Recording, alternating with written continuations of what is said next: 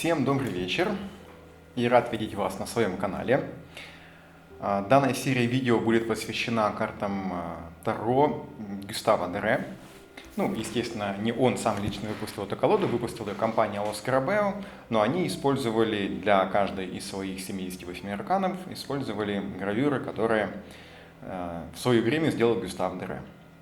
То есть за несколько сотен лет до того, когда, в общем-то, мы сейчас это все обозреваем. И у нас сегодня на очереди очередной, замечательное словосочетание, оно мне очень нравится. На очереди очередной. Ладно. На очереди у нас следующий старший аркан под номером 20. На английском языке он называется Judgment. Давайте мы сразу, в общем-то, и перейдем в наше меню с картами. Заходим мы в раздел Библию. Напоминаю, что мы разбираем карты не по порядку, а по каким-то темам. А темы у нас задают книги, которые с помощью гравюр проиллюстрировал Гюстав Дере. Поэтому у нас сейчас будет старший аркан «Судный день», «Judgment», «Высший суд» или «Страшный суд». Есть у него несколько названий, наверное, из тех, которые прижились у нас и понятны сразу, потому что просто сказать «суд» — это одно, но сказать «судный день», либо «высший» или «страшный суд» — это сразу нечто другое, и мы все понимаем, о чем идет речь. Мы все, имеется в виду те, кто немножко в теме. Не обязательно в картах Таро, в целом, кто в теме. Собственно, сразу глядя на гравюру и на карту, снова можно увидеть почти полностью сходство визуальное, имея в виду, что не так уж и много обрезано по краям, поэтому, увидев гравюру и увидев карту, сомнений не остается, что это у нас, собственно, и судный день, или последний суд. Вот если еще особенно посмотреть внизу на надпись «The Last Judgment», и это нас и относит к этому судному последнему дню. Мало того, здесь еще и прям есть подпись, потому что эту гравюру я взял из Библии на английском языке, издание, я уже не помню, какого-то древнего года. «And I saw a great white throne and him that sat on it». И увидел я большой белый трон и сидящего на нем. И внизу Revelation 20.11, это у нас книга Откровения, 20 глава, 11 стих. Но прежде чем мы приступим, собственно, к чтению самой книги, сразу хочу обратить внимание на то, что в отличие от предыдущих карт, здесь у нас это выглядит несколько иначе. С теми было проще, в чем-то проще, потому что они изображали конкретного человека, и наша задача состояла в том, чтобы создать мощный архетипичный образ у вас в воображении, в голове относительно этого человека. Будь то пророк Даниил, Моисей, как маг, или царь Соломон в нескольких картах, которые у нас уже фигурировал. Здесь же мы видим некое событие. И забегая наперед, скажу, что книга Откровения, если ее вот так вот наскоку попробовать прочитать, и неважно, ты ее читаешь первый, второй или третий раз, в ней можно не то чтобы запутаться, а можно прям, мягко говоря, с ума сойти от того количества иносказательных вещей, которыми она преисполнена. Поэтому мы этим заниматься не будем. Мы прям выхватим тот кусок, который нам конкретно нужен. Я расскажу небольшую буквально предысторию, которая предшествовала тому, что здесь изображено, и дальше, в общем, пошагово будем двигаться дальше. Так, смотрите, что я подготовил, на какие вопросы, кроме общего обзора карты и кроме стандартного сравнения, уже ставшего стандартным сравнения из колоды Уэйта «Судного дня» и из колоды Гюстава Дере. Мы еще также посмотрим, как выглядит страшный суд согласно Библии, потому что есть разные предания, но как он выглядит именно в библейской версии.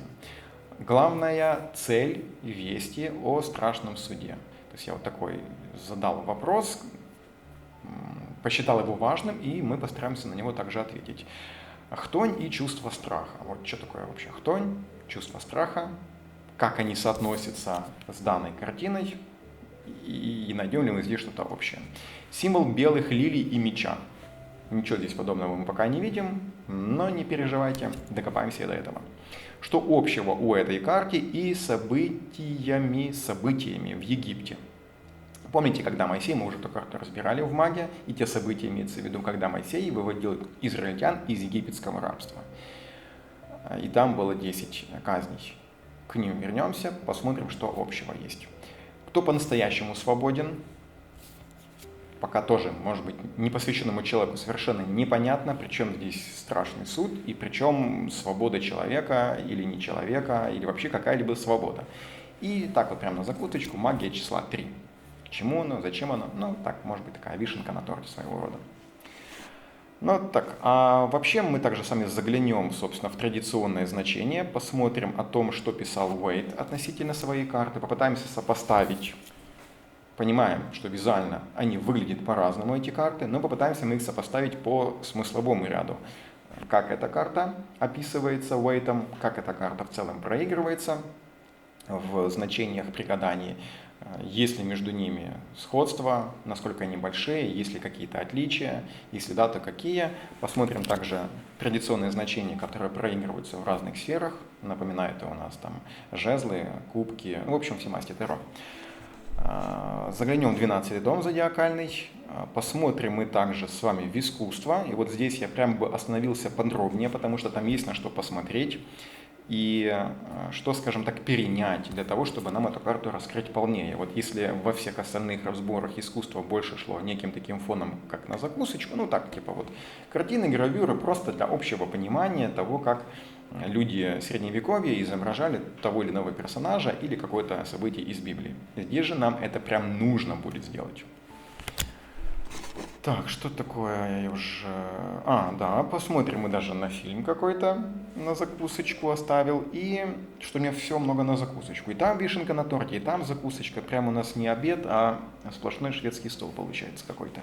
И интересное, заглянем в интересное, там такая некоторая символика, которая может у нас быть созвучной с этой картой, но которую мы здесь явно не видим.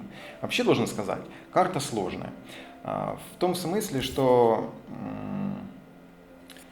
если Уэйт, ну, во-первых, он издал книгу, хотя он издал ее год или там, 1,5 года спустя, и в чем-то, может быть, не то чтобы хотел запутать, ну, может быть, и хотел, не специально, но где-то, может быть, она и звучит несколько противоречиво относительно его карты. Это не только мое мнение, мнением более авторитетных людей, кто в этом разбирается уже давно и основательно. И понятное дело, что гадательная система Уэйта, она обросла уже большим таким пластом информации. Тогда как с колодой Дере есть сложности, и поэтому я не хочу прям хвататься за вот это и проводить полную аналогию, иначе это будет по большому счету больше разбор уже уэйтовской карты. Я хочу все-таки остановить внимание конкретно на высшем суде в библейской версии, в этом исполнении, и те картины, гравюры, которые я нашел, они просто нам дополнят общий фон, общую картину. Потому что, возвращаясь вот сюда, в какой-то момент мне вообще сложно было самому даже понять, это, собственно, что здесь изображено. Это библейские события или это, например, события из «Потерянного рая» Джона Мильтона. Потому что визуально, когда ты смотришь на события, изображенные на черно-белой гравюре, на огромный сон ангелов, падающих демонов, либо людей, это все может сбить с толку, и когда особенно тебе никто не сказал, что на этой карте изображено, откуда она взята, то можно легко, в общем-то, запутаться. Поэтому я к чему все это сказал? К тому, что визуал этой карты, он такой, достаточно однозначный. Здесь нет ярких цветов и нет какой-то дополнительной символики. Поэтому наша задача будет ее отыскать. Уже по традиции начнем мы с того, что, в общем-то, и зачитаем, что изображено у нас на этой карте. Буквально совсем чуть-чуть, может быть, небольшой предыстории относительно того, о чем в целом повествует книга Откровения. Она содержит больше 20, по-моему, под 30 глав. И естественно, что читать их все, повторюсь, Даже если бы у нас была такая задача, нет смысла, вы можете это сделать самостоятельно. Есть, я уверен, в интернете обзоры, кто читает книгу Откровения постепенно от и до и разбирает там главу за главой, значение за значением, видение за видением, потому что здесь очень много видений, но, собственно, с того оно и начинается. Эта книга, что это откровение Иисуса Христа, которое дал ему Бог, чтобы показать рабам своим, что должно произойти вскоре. То есть речь идет о будущем, причем вскоре, о каком-то скором будущем. И он послал ангела своего, и через него представил это в символах рабу своему Иоанну. Собственно, вот это и откровение Иоанна Богослова, и есть события будущего, которые сказал Бог Иисусу Христу, Иисус Христос сказал ангелу, которого отправил к Иоанну, дабы он записал это все в виде видений, которые будут случиться в будущем. И эта книга очень символична. И стоит здесь, может быть, в двух словах буквально упомянуть, что, возможно, эта символичность немного помогла книге выжить в том смысле, чтобы ее не сильно меняли. Потому что, когда речь идет об описании конкретного человека, персонажа, исторической личности, с какими-то своими плюсами, минусами, с течением времени у теологов, богословов появляется желание немножко адаптировать персонажа под, скажем так, веяние и течение или видение религии этого времени. Время инквизиции, время викторианские, поствикторианские эпохи, время 500 лет после Соломона. Но когда речь идет о каких-то просто символах, это, знаете, так, чтобы долго не объяснял, вот можно взять историю и математику. Исказить историю с течением 100, 200, 1000 лет намного проще, чем исказить математику. Потому что там крылючки, там цифры, там символы. Задача тех, кто переписывал эту книгу, просто взять это и максимально точно перевести.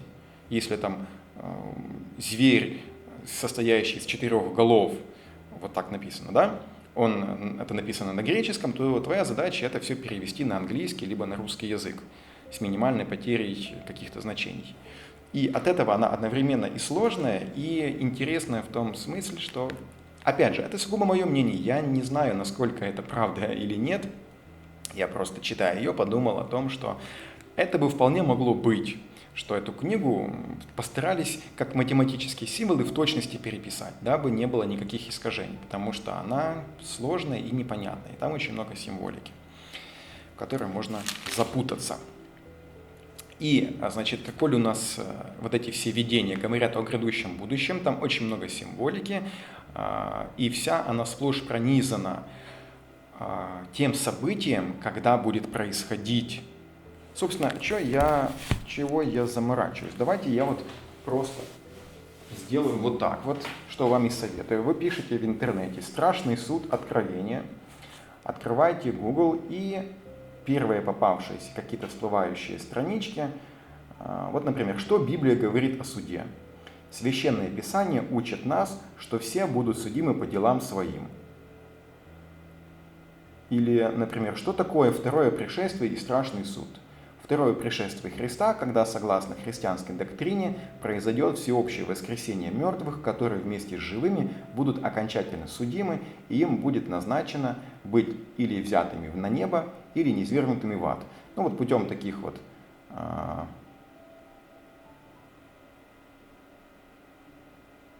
или вот там, как это судный день? Судный день в абрамических религиях, последний день существования мира, когда над людьми с целью выявления праведников и грешников Богом будет совершен последний страшный суд. Вот такие вот несложные манипуляции позволили нам дать общее уже представление и понятие относительно того, о чем же в целом Библия, вся книга Откровения повествует относительно вот этого страшного суда. Мы понимаем, что это второе пришествие Иисуса Христа, либо день, образный день, не буквально от утра до вечера, он может длиться и намного дольше. Так часто в Библии имеется в виду, когда Бог сотворял землю и все обитаемое в космосе за 6 дней, имелось в виду не буквально 6 дней, скажем, каких-то несколько этапов, 6 этапов. То мы понимаем, что вот этот страшный суд подразумевает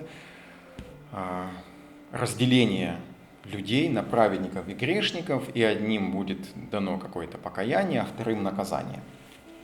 Вот так, если в двух словах сказать. Ну, давайте теперь уже почитаем более конкретно, что мы можем вытащить из описания.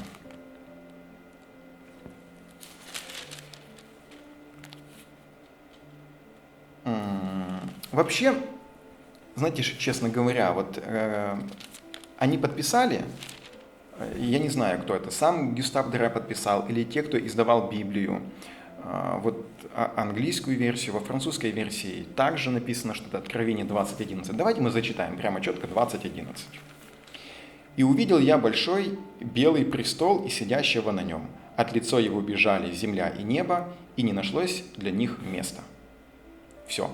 Вот глядя на эту гравюру, мы должны увидеть что? Мы должны увидеть большой белый престол, сидящего на нем. Мы увидим, что там сидит два человека на самом деле. Два человека сидит. Если приблизить этот фрагмент, всмотреться, я бы сказал, что сидит человек постарше, сидит человек с крестом в руках, и вот здесь вот по центру некое подобие, насколько мне кажется, Святого Духа в виде голубя. Очень часто Святой Дух изображался в виде голубя. То есть можно сказать, что это и есть тот самый триединый Бог, изображенный в виде Бога Отца, Бога Сына и Бога Святого Духа, восседающего на белом престоле. От лица его бежали земля и небо. Ну, где-то можно так себе увидеть. Действительно, облака, они разверзлись, они как будто бы убегают, но земли мы не видим. Мы видим людей, о людях ни слова не сказано. Мы видим ангелов. В общем, одного стиха нам мало. Я к чему? Одного стиха нам мало. Нужно нам небольшой контекст.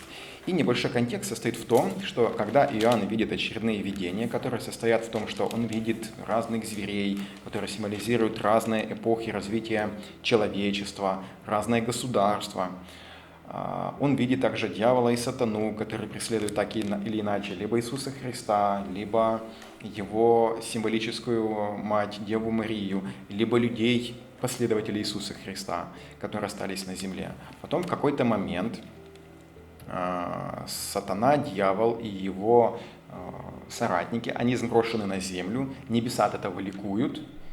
И вначале я даже подумал, что это эта сцена. Но нет, потому что здесь видно явно люди, у них нет крыльев, то есть это не могут быть демоны или падшие ангелы, которые сброшены на землю. Это не этот вариант. Ну, я уже стал подвергать вообще сомнению правдивость того, что это Откровение 20:11. Затем говорят, что, мол, небеса возликуйте, а теперь горе на земле, потому что к вам сошел вот этот самый сатана-дьявол, и он будет управлять народами, он будет вести их за собой, он будет их соблазнять, убивать, и, в общем, происходят страшные вещи. Но вы должны быть тверды в своем духе, потому что, знаете, это будет не вечно, недолго ему, там, на 1000 лет. Опять же, я склонен думать, что не безосновательно, что 1000 лет – это символическая дата, цифра, как 1001 ночь, не буквальная. Кто-то цепляется за это как за буквальную цифру, пытается высчитывать от какой-то там даты, дабы понять, когда же будет то самое второе пришествие. Ему также дано видение в разной степени разных ангелов, в начале которые трубят, из трубы каждого из ангелов низвергаются какие-то страшные проклятия на землю в виде, помните, 10 казней в Египте, то саранча, то вода делалась кровью, то язвы, в общем, какие-то страшные события. И эти события, они чаще всего как раз, насколько я помню, затрагивают тех, кто пошел за сатаной и дьяволом, то есть тех, кто ему как бы поклоняется, образно говоря, поклоняется, служит, поклоняется, принял его сторону, сознательно или бессознательно, тут уж не так уж и важно.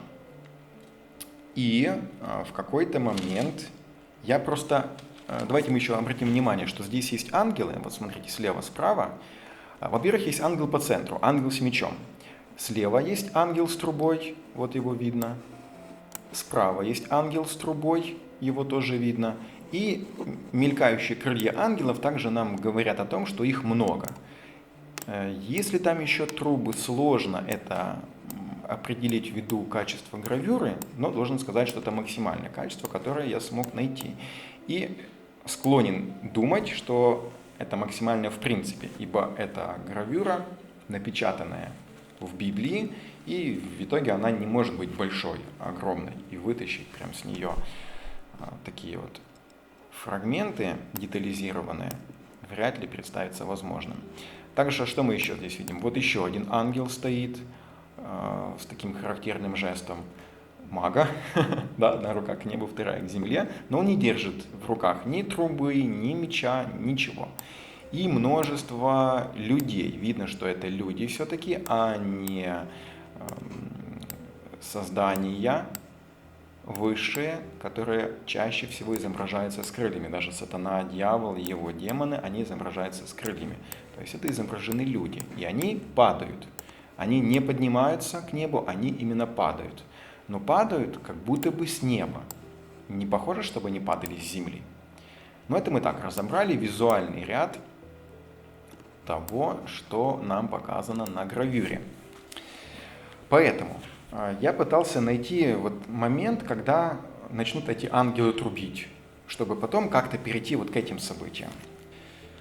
Ну окей, давайте, вот 14 глава, понимали, там 20 глава, 20:11, а мы уже аж долистали до 14 главы. А Иоанн пишет: «И увидел я другого ангела, летящего в поднебесье, у которого была вечная благая весть, чтобы возвещать радость живущим на земле и всякой нации, и племени, и языку, и народу. И говорил он громким голосом: убойтесь Бога и воздайте Ему славу, потому что настал час суда Его. И потому поклонитесь сотворившему небо и землю, и море, и источники вод». Вот вполне часть, эта гравюра, она, скорее всего, носит собирательный образ. Она не относится только к одному стиху, потому что в том стихе нет трубящих ангелов. Вот это в 14 главе уже начинает трубить ангелы, один из них. И ангел несет благую весть. Давайте эти моменты запоминать. Хотя суд страшный, но благая весть. Что такое благая? Счастливое известие, счастливая новость, приятная новость, как хотите, так и называйте. Но, в общем-то, это что-то радостное, это приятное, хорошее событие, о котором извещает ангел. Почему с трубой? Почему ангел? Да потому что ангелы, они могут быстро облететь, и очень часто таки бывало, облететь землю, они намного быстрее, чем человек. Плюс труба – это всем понятный символ из древности. Когда трубили в трубу, этот звук горна, трубы, там какой-то цитры мог быть слышен за километры вокруг, что должно было предупредить людей, как, в общем-то, на Руси колокольня. Да? Вот колокольный звон, он давал людям понять о важности какого-то события, будь то пожар, будь то приближающиеся какие-то войска, или о том, что вообще просто в воскресенье нужно сходить в церковь. А за ним следовал еще один, второй ангел, говоря: «Пала столица Вавилон Великий, которая заставила все народы пить вино гнева блуда своего». То есть вот один ангел трубит и второй. И один говорит о том, что убойтесь Бога и воздайте Ему славу, потому что настал час суда Его. То есть вот эти события и происходят. Приходит время Божьего суда, и он говорит о том, что это счастливое время, несмотря на мрачную картину, которую мы сейчас наблюдаем. Но давайте пока верить ангелу, что это действительно счастливое время. А второй ангел говорит, что пала столица Вавилон Великий. Это такой тоже собирательный образ. Вавилон, который в свое время, опять же, помните прошлую лекцию, не путайте с Вавилонской башней, потому что там была игра слов и греческого языка, и израильского языка. Вавилон и Бабель, башня, это разные образы. Поэтому Вавилон Великий здесь имеется в виду как раз государство, которое отождествлялось с вавилонской блудницей, едущей верхом на этом звере, о котором есть в книге Откровений, кстати, карта Папиуса. Она изображает сила, имею в виду, да, женщину, эту вавилонскую блудницу, едущую на этом льве, на этом страшном звере. Вавилон – великий собирательный образ всего грешного, это как Содом и Гоморра, это как люди до потопа жившие, которые должны были быть уничтожены. Это как тот Вавилон, который завоевал Израиль и уничтожил религию. Вавилон, который поклонялся лжебогам, лжепророкам. Вот этот собирательный образ Вавилона, который отождествлял все мирское, такое упадшие, то есть люди, которые погрязли в разврате, которые погрязли в любви к власти, к деньгам, возвеличиванию себя и забыванию о том, что есть высшее, мироздание, высшее какое-то предназначение у этих людей. Просто совершенно противоположность такая, как черное и белое, как день и ночь, как, в общем-то, дьявол и Бог. Вот такие вот противоположности. Поэтому Вавилон Великий, повторюсь еще раз, большой собирательный образ, как бы расположенный на земле, образно говоря. И вот второй ангел возвещает о том, что этот Вавилон Великий пал. И далее Иоанн пишет: «И услышал я, как голос с неба говорит: запиши, счастливы мертвые, которые отныне умирают в Господе. Да, говорит Дух, пусть они отдохнут от своих трудов, ибо дела их идут с ними». Тоже какие-то такие противоречивые вещи. Умереть, и при этом он говорит, что эти мертвецы счастливы, потому что они умерли в Господе. Сложно как-то, да, пока для понимания непосвященному человеку. «И взглянул я, и вот белое облако, и на облаке сидит подобный сыну человеческому. На голове у него золотой венец, и в руке у него острый серп». Мы здесь видим Сына Человеческого, это Иисус Христос, имеется в виду Сын Человеческий. Мы здесь видим его тоже сидящего на облаке, но у него не серп, у него скорее крест. А вот если мы посмотрим на одного из ангелов, если это не воспринять за какой-то дефект гравюры, то у правого ангела, кроме трубы, есть также и серп. Вот я его отчетливо вижу, у ангела серп. Давайте читать дальше. «И другой ангел вышел из святилища храма, крича громким голосом, сидящему на облаке: пошли серп свой и пожни, потому что настал час жатвы, ибо земной урожай уже созрел. И устремил сидящий на облаке серп свой на землю, и пожата была земля». Это такой образ, когда созревает урожай, когда созревает колосья пшеницы, то человек берет серп и пожинает урожай.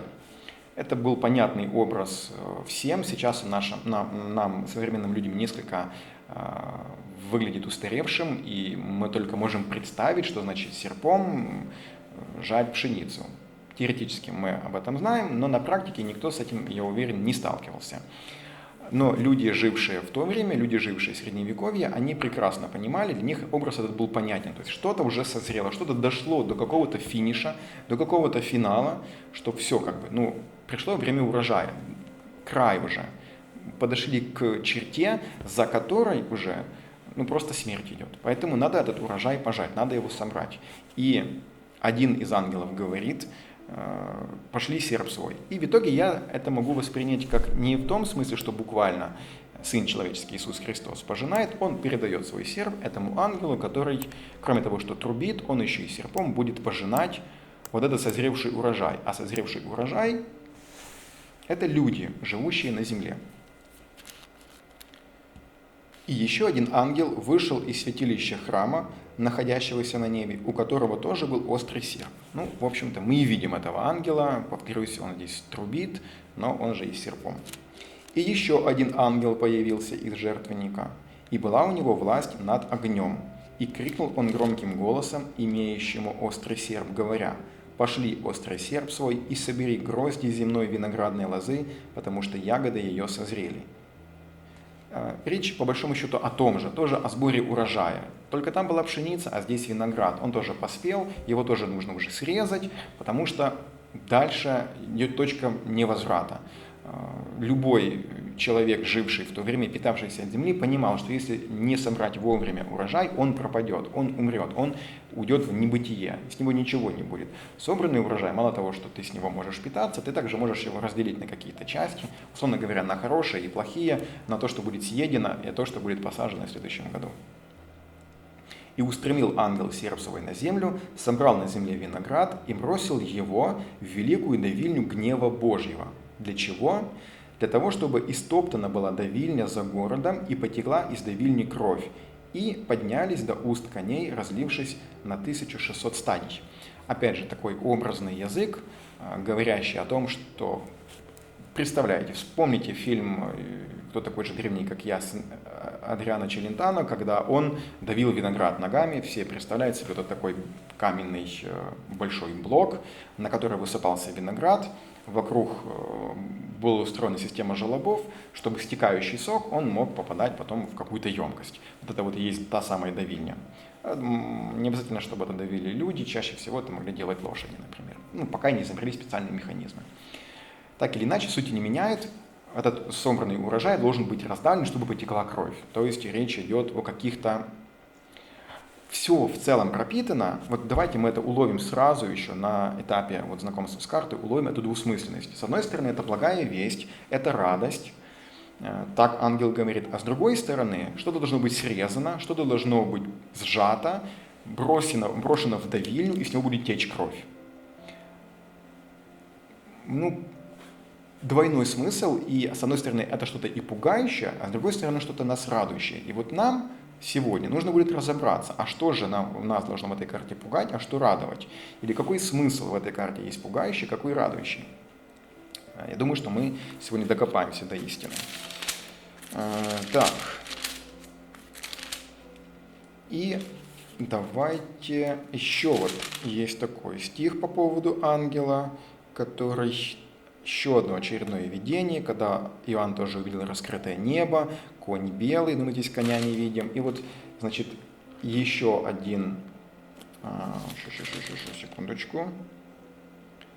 Раскрытое небо, конь белый, сидящий на нем зовется верный и истинный, из больших букв, значит, подразумевается скорее Господь Иисус Христос. Глаза его огненное пламя, на голове его много диадем. Он имеет имя написанное, которого не знает никто, кроме него самого. Он облечен в одежду, и у него, значит, из его уст выходит острый меч, чтобы поражать им народы. И он будет пасти их жезлом железным. И топчет он винную давильню ярости гнева Бога Всемогущего. Вот здесь снова всплывают у нас знакомые образы. Только мы уже понимаем, что речь идет об Иисусе Христе, который едет на коне, как исполнитель Божьей воли. Из его уст исходит острый меч, которым он также поражает народы и топчет винную давильню ярости гнева Божьего. Поскольку он на коне, то вот конь это все топчет. Снова мы все слышим, да, вот эти страшные какие-то слова, что есть меч. Меч подразумевает, значит, какое-то насилие, причинение какой-то боли и давильня, которая давит урожай.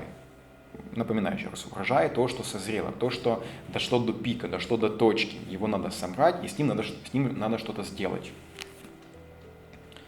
И вот теперь мы перейдем уже к нашей главе, которая сейчас заиграет новым светом. «И увидел я, как с неба спускается ангел с ключом от бездны». Здесь мы этого не видим. «И с большой цепью в руке своей. И схватил он дракона, древнего змея, который есть дьявол и сатана, и связал его на 1000 лет, и бросил его в бездну, и закрыл ее, и запечатал ее над ним». Запечатал – это, как, знаете, как раньше запечатывали письма с сургучевыми печатями. То есть то, что нельзя открыть, запечатал. «И запечатал ее над ним, чтобы больше не вводил в заблуждение народы, пока не окончится 1000 лет. После этого он должен быть освобожден на короткое время». Небольшая пауза, то есть сброшен сатана, дьявол, который обольщал народы, его бросают в бездну, запечатывают его на 1000 лет, чтобы он никому не вредил. «И увидел я престолы и тех, кто сел на них, и дана была им власть судить. И увидел я души, казненных топором, за то, что свидетельствовали об Иисусе и говорили о Боге, и тех, кто не поклонился ни зверю, ни изображению его, и не принял знак на чело и на руку. И они ожили и царствовали с Христом 1000 лет». То есть есть какая-то часть людей, которая, личностей, да, не существ, скажем так, которые ожили раньше кого-то, судя по написанному, они сели также на престолах, то есть имеется в виду, что у них, что значит престол? Это символ власти определенный. Вот у Иисуса Христа, у Его Отца есть престол, и у этих воскресших также есть престолы. Для чего эти престолы? Им дана власть судить. То есть мы сейчас все читаем про судный день, про страшный суд, мы понимаем, что есть еще кто-то, какой-то целый отряд людей, в сущности, которые также будут судить.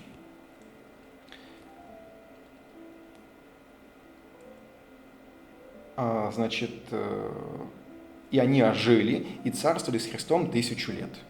То есть вот пока был заключен в бездну сатана дьявол, а вот эти люди ожили, и они с Христом Иисусом царствовали 1000 лет. Остальные из мертвых не ожили, пока не окончилось 1000 лет. Какие остальные, вот еще мы непонятно, сейчас дойдем до этого. Это воскресение первое. Счастлив и свят, кто имеет участие в воскресении первом. Над ними смерть вторая не имеет власти. Но они будут священниками Бога и Христа и будут царствовать с Ним 1000 лет. Когда же окончится 1000 лет, сатана будет освобожден из своей темницы и выйдет, чтобы ввести в заблуждение народы. То, о чем я вам уже вкратце повествовал, спустя 1000 лет, символически 1000 лет, то есть какой-то длительный период времени освобожден сатана. Для чего он будет освобожден? Для того, чтобы вводить в заблуждение народы, которые на 4 углах земли, то есть по всей земле имеется в виду, да, вот как комната с 4 углами, 4 стенами имеется в виду вот со всех сторон, по всей земле. Число их как песок морской, то есть очень много, не маленькая группа людей, очень много будет людей введено в заблуждение. И выступили они по всей широте земли и окружили стан святых и город возлюбленный. Город возлюбленный, это имеется и стан святых, это имеется в виду святой город Иерусалим, но который был на земле, да, вот стан святых, храм, город возлюбленный, стан святых. То есть вот эти вот все люди, которых обольстил сатана дьявол, они, значит, окружили вот этот символический, опять же, город. То есть в целом земля разделилась на 2 группы людей. Те, кого смог сатана соблазнить, и тех, кого он не соблазнил, которые остались служить Господу. Вот эти 2 противоборствующие группы, мы видим, что зло побеждает над добром. Вот они их окружили, но что случается? Сошел с неба огонь и пожрал их. Мы этого здесь не видим, но, повторюсь, это все вот об этих событиях, либо которыми предшествует этому. Вот все около этого. А дьявол, который вводил их в заблуждение, был брошен в озеро огненное и серное, где уже были и зверь, и лжепророк, и будут мучиться день и ночь во веки веков. Озеро огненное, это, имеется в виду дьявол. И вот, собственно, дальше стих. «И увидел я большой белый престол и сидящего на нем, от лица его бежали земля и небо, и не нашлось для них места». И читаем далее. «И увидел я мертвых, великих и малых, стоящих перед престолом, и раскрыты были свитки.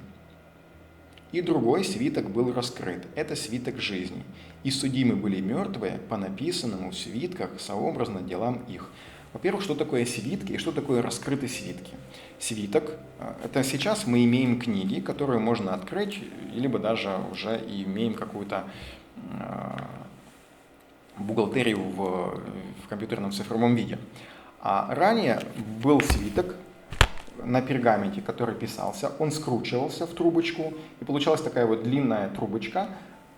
Сверху, если свиток был просто важным, то заливали сверху сургучом и ставили печать.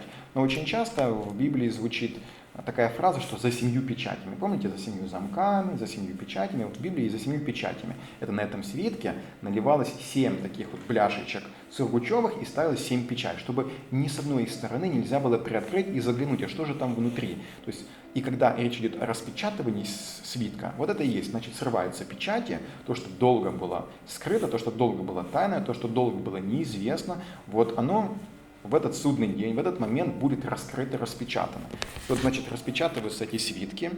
Мало того, необычные свитки, а был еще и другой свиток раскрыт. Это свиток жизни. «И судимы были мертвые по написанному в свитках сообразно делам их. И отдало море мертвых, бывших в нем. И смерть, и гадость отдали мертвых, бывших в них, и они были судимы, каждый по делам своим». Значит, отдала. То есть в какой-то момент,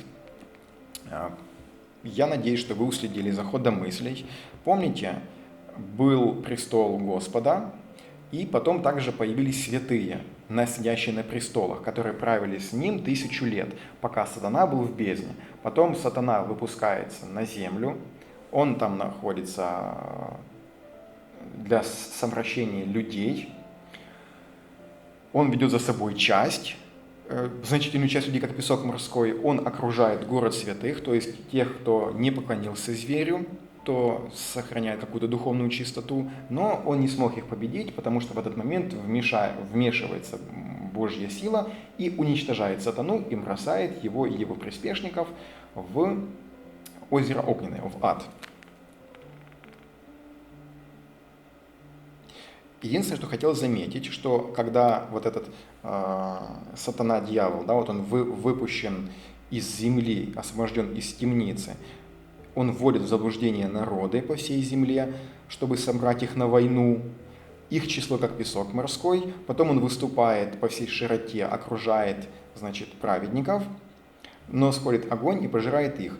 И дьявол, который вводил в заблуждение, брошен в озеро Огненное. То есть речь не идет о том, что тех, кого он за собой повел, тоже брошены в озеро Огненное. Это важный момент. То есть в какой-то момент сатана, дьявол, разделяет человечество на две половины. Значительная часть, те, кто пошел за ним, и маленькая часть, малозначительная часть населения, которые остались верны Господу. Он хочет столкнуть их лбами, чтобы была, условно говоря, там кровопролитная братоубийственная война. Но этого не случается. Сатана брошен вечно в озеро Огненное. Но люди те не брошены, которые пошли за ним. Вот этот момент стоит обратить на него внимание. И вот потом мы читаем события о том, что мы теперь видим снова этот престол, который на нем сидит, от него убежит небо и земля. Мы видим мертвых, великих и малых, стоящих перед престолом, и раскрываются свитки, и раскрывается еще и свиток жизни. Мало того, и еще и море мертвых отдало бывших в нем. То есть, условно говоря, в этот день, один световой судный день, когда вот-вот войско людей, которое пошло за сатаной, должно уничтожить праведников, вмешивается Господь и уничтожает сатану. Но люди, как хорошие, так и плохие, они остаются нетронутыми. В этот момент начинается судный день, раскрываются свитки, и море мертвых отдает мертвых. То есть даже те, кто умер раньше, кто сейчас, в смысле не сейчас, а вот на момент судного дня не живет, они также возвращаются к жизни. Вот так написано. Значит, отдало море мертвых, бывших в нем, и смерть, и гадость. Это все, имеется в виду слова-синонимы. Отдали мертвых, бывших в них, и они были судимы, каждый по делам своим. Я, конечно, не могу критиковать Гюстава Дере или того, кто подписал, что это судный день, но, по-моему, судный день было бы справедливо здесь изобразить как раз вот эти самые свитки. А так, эти люди, похоже, что их просто наказывают. Да? Вот ангел с мечом, он их наказывает. А здесь же речь о другом. О том, что и в вот этой последней войне, в последней битве, непосредственно перед вторым пришествием Иисуса Христа, и люди, которые воскресли из мертвых, все, и малые, и великие, они становятся, и раскрываются свитки, и открывается свиток жизни. И каждый судим по делам их. Судимы были мертвые по написанному в свитках сообразно делам их. Вот это и есть самая главная суть судного дня. То, что написано в Библии. Вот я думаю, что мы из Библии сейчас вытянули все, что могли. Мы докопались до сути, до самого главного. Немножко нас спутала с вами символика, и даже не столько символика, сколько визуальный ряд, который изображен на гравюре. Но мы с вами прочитали что-то там из 14, из 15, из 17, из 20, собственно, главы. Оно все об одном и том же. Трубящие ангелы, они были несколько раньше, восседающие на престоле. В общем, поняли мы, да, о чем идет речь. О том, что живые люди, которые есть на земле, в момент судного дня мертвые воскресают, открываются свитки, и сообразно с того, что записано в этих свитках, судится каждый сообразно с его поступками. И что, кстати, дальше? А смерть и гадость брошены были в озеро Огненное. Озеро Огненное означает смерть вторую. Вот видите, я забыл дочитать. Простите. «И всякий, кто не был найден записанным в книге жизни, брошен был в озеро огненное». Значит, что происходит? После того, как был брошен сатана, дьявол, в озеро огненное, после этого воскресают мертвые, и оставшиеся живые судятся сообразно с тем, что записано в свитках про их жизнь. Пока еще они судятся, уже смерть также бросается в озеро огненное, то есть смерть, имеется в виду, перестает существовать, она как бы уничтожена. И мы помните, что шла речь о 2 видах свитков. Значит, «Увидел я мертвых великих и малых, стоящих перед престолом, и раскрыты были свитки, и другой свиток был раскрыт». Это свиток жизни. То есть свитков было много, когда касается людей, но свиток жизни, он один. Дальше были судимы мертвые по написанному в свитках, сообразно с их делами. «И всякий, кто не был найден записанным в книге жизни, брошен был в озеро огненное». То есть можно предположить, хоть здесь прямого текста нету, но из этого все следует, что сообразно с делами людей человека либо записывали в книгу жизни, в этот свиток жизни, либо не записывали. Того, кто не был записан в книге жизни, того бросали в озеро огненное. То есть такой человек подвергался вечному забвению и уничтожению. Навсегда, так же, как дьявол сатана, так же, как и, собственно, сама смерть. И вот это и есть самое главное, что мы должны понять из этой карты. И из этого визуала. Происходит судный день, который разделяет людей на тех, кого можно записать в книгу жизни, и на тех, кого туда записывать не стоит. И тех, кто будет записан, он продолжает жить, а тех, кто записан не будет, они просто перестают существовать. Помните в начале, да, когда один ангел трубил, говорил о том, что идет благая весть, потому что суд настает, а второй ангел трубил, говорил о том, что Вавилон великий пал. А чего же тогда это благая весть, если на самом деле это страшный суд? Ну, давайте думать тогда, а для кого же этот суд может быть страшным, а для кого этот суд будет не страшным. И, может быть, имеет сразу. В общем, смотрите, первый вопрос. Да, мы уже ответили, как выглядит страшный суд согласно Библии. Разобрались? Разобрались. Главная цель вести о страшном суде. Какая главная цель? Я вот сейчас думаю о том, чтобы это сказать сразу или как-то к этому подвести плавно. Давайте мы к этому вернемся позже. Давайте мы к этому вернемся как итог. А вот сейчас нам стоит прям углубиться тогда в искусство. Почему? Потому что вот эта карта недостаточно визуальна для того, чтобы увидеть все то разнообразие, которое мы прочитали. Вот, например, как выглядит тот самый судный день. Это кто у нас? Питер Брюгель-старший. Мы уже, помните, с ним знакомились по части аркана старшего башня. Там у него была очень красивая картина. А тут мы видим гравюру, где он изображает этот судный день. Вообще, чем мне нравятся гравюры и вот такие разноплановые изображения, потому что они и в целом издалека ты смотришь, она так прикольно выглядит, красиво, интересно. Но и она напичкана символикой, в ней очень много всего содержится. Каждый отдельный фрагмент – это как отдельная сцена, о которой мы сейчас читали, помещенная вот в одно целое изображение, чего, например, не было на этой гравюре. Мы видим, во-первых, по центру Господа, который восседает на шаре, скорее всего, это земля, либо символическая земля.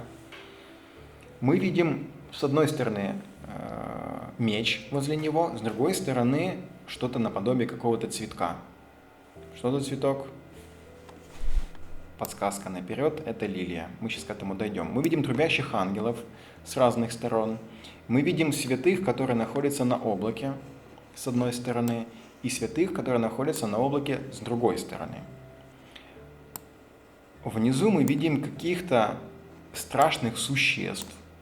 Вот не то кит, какая-то рыба с разинутой пастью, из этой пасти люди не то выходят, не то не заходят. Ну, явно это морское чудище, потому что присутствует лодка, ну и по всему похоже на какую-то рыбу, это чудовище.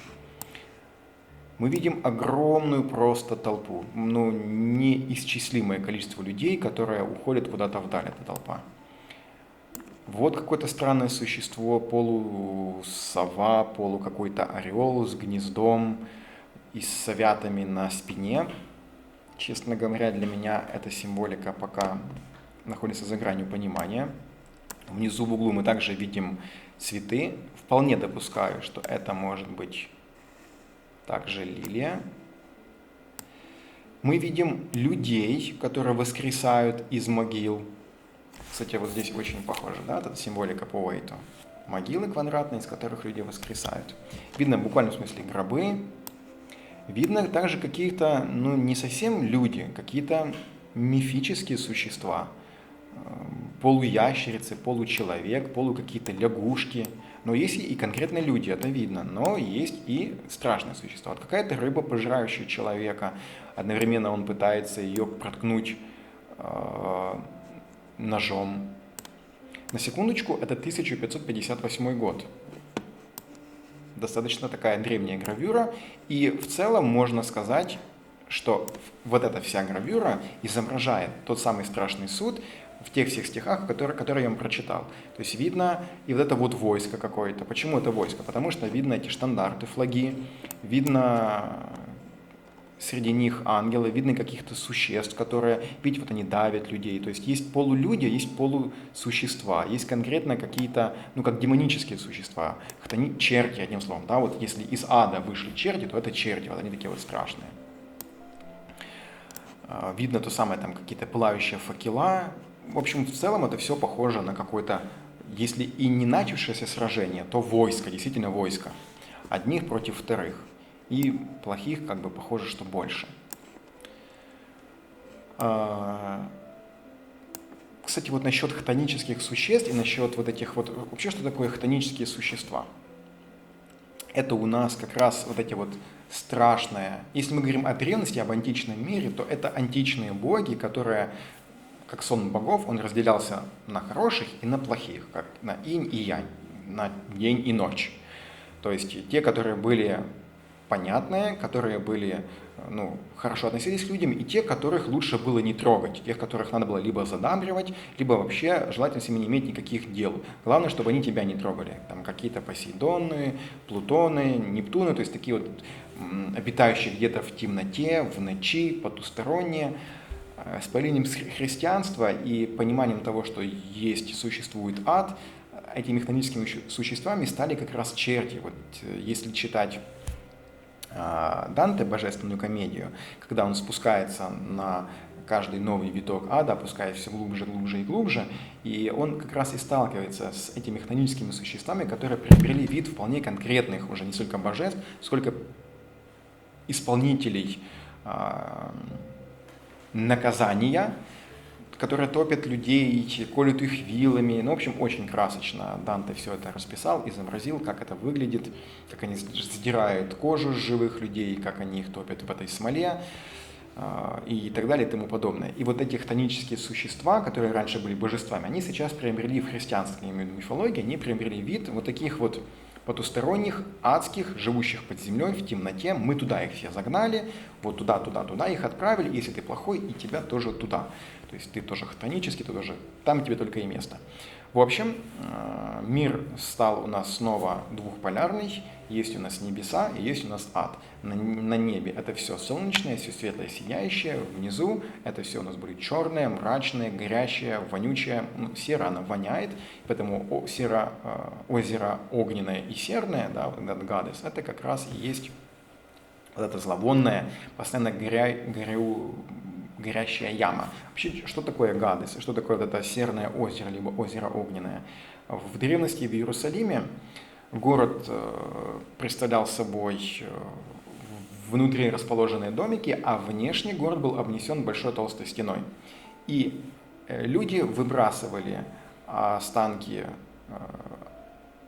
умерших, ну, имеется в виду не умерших, убитых животных, остатки какие-то после пищи, в общем, вот это вот всякие и нечистоты в том числе, они выбрасывались за внешнюю стену Иерусалима. И дабы это все не превращалось в инфекцию какую-то, которая распространялась, периодически это посыпалось все серой. И оно вот в таком полутлеющем, полугниющем состоянии, сама по себе сера вонючая, плюс еще гниющие вот эти останки, нечистоты, плюс дым, который там местами поднимался, вот этот образ и стал у людей очень мощно ассоциироваться с тем самым адом, с озером огненным, с Гадесом.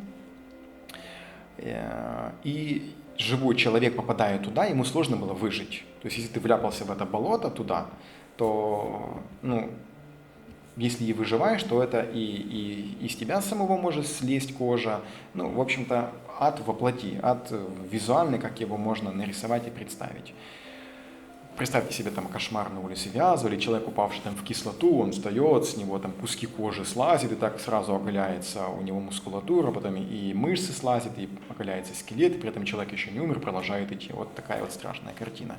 И вот эти самые хтонические существа в христианском мире, они заменились, в отличие от античности, не божествами, а приспешниками дьявола сатаны, которые обитают в аду там, под землей. И они как раз и мучают людей в аду за их грехи.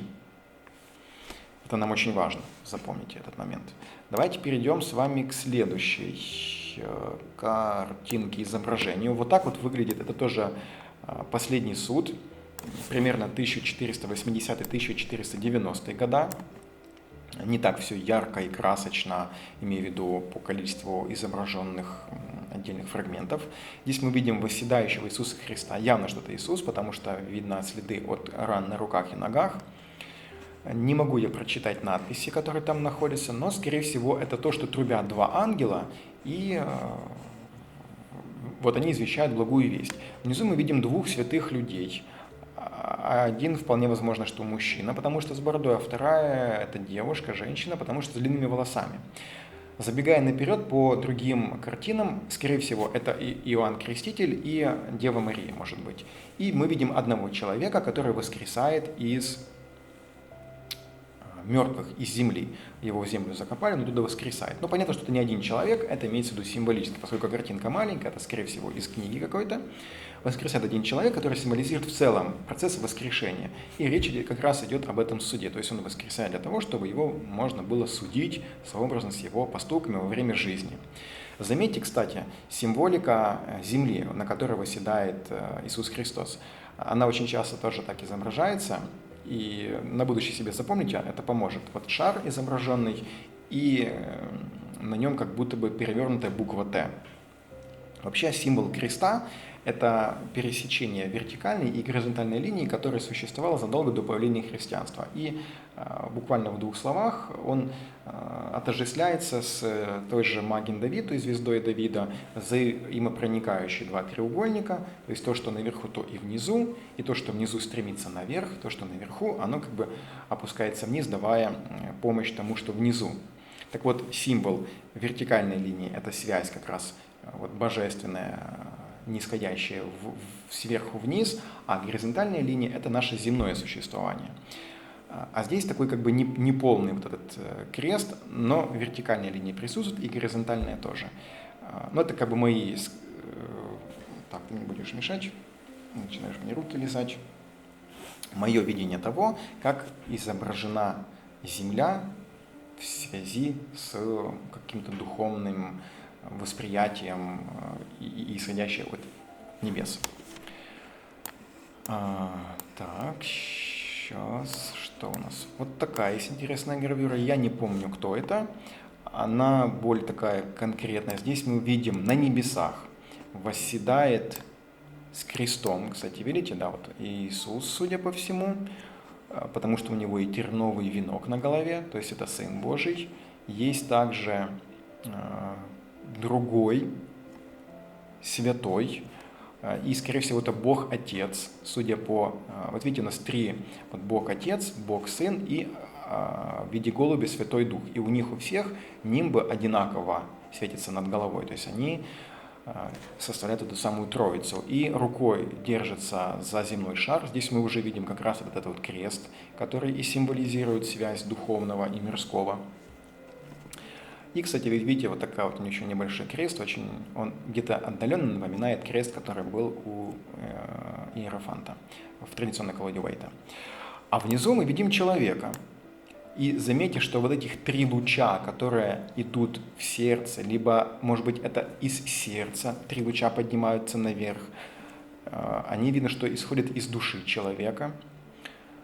А человек держит в одной руке якорь, и этот якорь, заметьте, где он зацеплен, за что он зацеплен? Он зацеплен за небеса. Что такое якорь вообще? Символика, думаю, всем понятна. Заякориться – это значит вот прочно, вот в этом болтающем море, где тебя может кинуть из одного берега в другой, унести в открытый океан, ты можешь заякориться, можешь остановиться там, где тебе нужно. Ты можешь осесть там, где тебе нужно, ты ухватиться за то, что нужно. И вот этот символ якоря, который человек держит, он хватается за духовное, за небеса. Хотя он и находится на земле, но видно, что связь его идет с божеством. То есть такая наполненная символичностью вся эта гравюра. Хотя не показано конкретно, что человек воскрес, но учитывая, что его поддерживает ангел, видите, за спиной человека поддерживает ангел, который одновременно протыкает копьем, если и не самого сатану, то во всяком случае одного из его приспешников, какого-то черта или какого-нибудь там демона. Внизу под гравюрой видно, как, все-таки это не земля, это больше похоже на какой-то помост, подпираемый колоннами, а внизу находится мир. И мир, видите, там люди целуются, кто-то в виде рыцаря со щитом и мечом, кто-то какой-то товар продает. То есть это обычная суета, обычный вот этот мир, который затянул людей, которые погрязли вот в этой всей суете, в каких-то своих ежедневных заботах, в трудах. Им некогда времени, чтобы голову поднять и посмотреть на небеса и подумать о том, почему эти звезды так вращаются. Но у этого человека, вот и у него, в общем-то, на сердце положена печать Господа. У него, как видите, такая вот в сердце, если мы еще увеличим эту гравюру, вот большое-большое сердце, в сердце у него могила, в могиле лежит гроб. И вот этот гроб, он увенчан небольшим крестиком. То есть можно сказать, что человек этот воскресает, идет процесс воскрешения. Но воскрешение символическое. То есть не буквально, что это тело человека восстало из мертвых, а как будто бы его душа возносится на небеса. Хотя тело человека находится здесь, находится со всем остальным миром. Он не на небесах, он находится на земле. Видим также каких-то святых со стороны. Может быть, это не святые, ибо нимба у них над головой нету, но служители Господа. По одеянию, во всяком случае, именно так это и выглядит. Такая вот тоже картина, гравюра, которая называется «Судный день». Кстати, заметьте, наверху, видите, вот кто-то сидит с ключами, намек на святого Петра, кто-то сидит с мечом, намек на апостола Павла, с мечом, с копьем. Вот я не помню, кто с копьем, честно говоря, тут я вам не подскажу.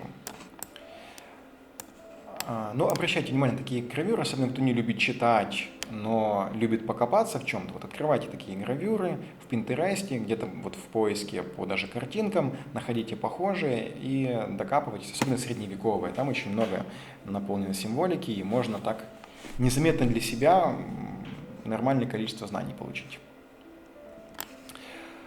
Так, давайте мы с вами это мы разобрали. Вот такая еще гравюра. Это у нас 1460 год. Здесь людей уже больше. 1, 2, 3, 4, 5, 6. 6 человек. 2 трубящих ангела. Видно снова мужчину справа и женщину слева. Женщина держит себя за грудь, и я склонен предположить, что это кормящая мать. Скорее всего, намек все-таки на Деву Марию. Может быть, коли она с одной обнаженной грудью. Помните, по другим картинам мы уже с вами сталкивались, когда в карте «Справедливость», там, где суд Соломона, помните, там блудницы изображались одной обнаженной грудью, то есть как символ кормящей мамы. Не будем отдельно останавливаться, потому что работы у нас еще много. Следующая гравюра, кстати, тут, да, Иисус, и видите, еще проткнуто у него ребро, все как было предсказано. Так, Иисус Христос, тоже восседающий на земле, радуга, тут уже святые находятся рядом с ним на небесах. Вот отличие от этой, где они на земле сидят, тут они забраны на небо. И это уже больше как раз похоже на вот эту символику, которая написана в Библии. Когда идет второе вот это пришествие Иисуса Христа, то с Ним святые сидят на небесах. И они тоже на своих престолах, то есть они будут потом судить народ. А есть и внизу люди, которые воскресли. Но заметьте, то есть кто-то воскрес и за руку ангел его берет, показывает, пошли на небо, а какого-то... Да, это человек. Просто за ним второй человек. А других людей ангел прогоняет. Причем прогоняет не обычным оружием, а вот таким копьем в виде длинного-длинного креста. Он их пихает и выталкивает за пределы куда-то в неизвестность. Тоже вот такая вот красноречивая картина высшего суда. И в целом очень красивая гравюра, особенно когда ты читаешь, что это 1440 год, вообще на голову не налазит. И это была часть книги. Можно только себе представить стоимость этой книги и какие мастера над ней работали.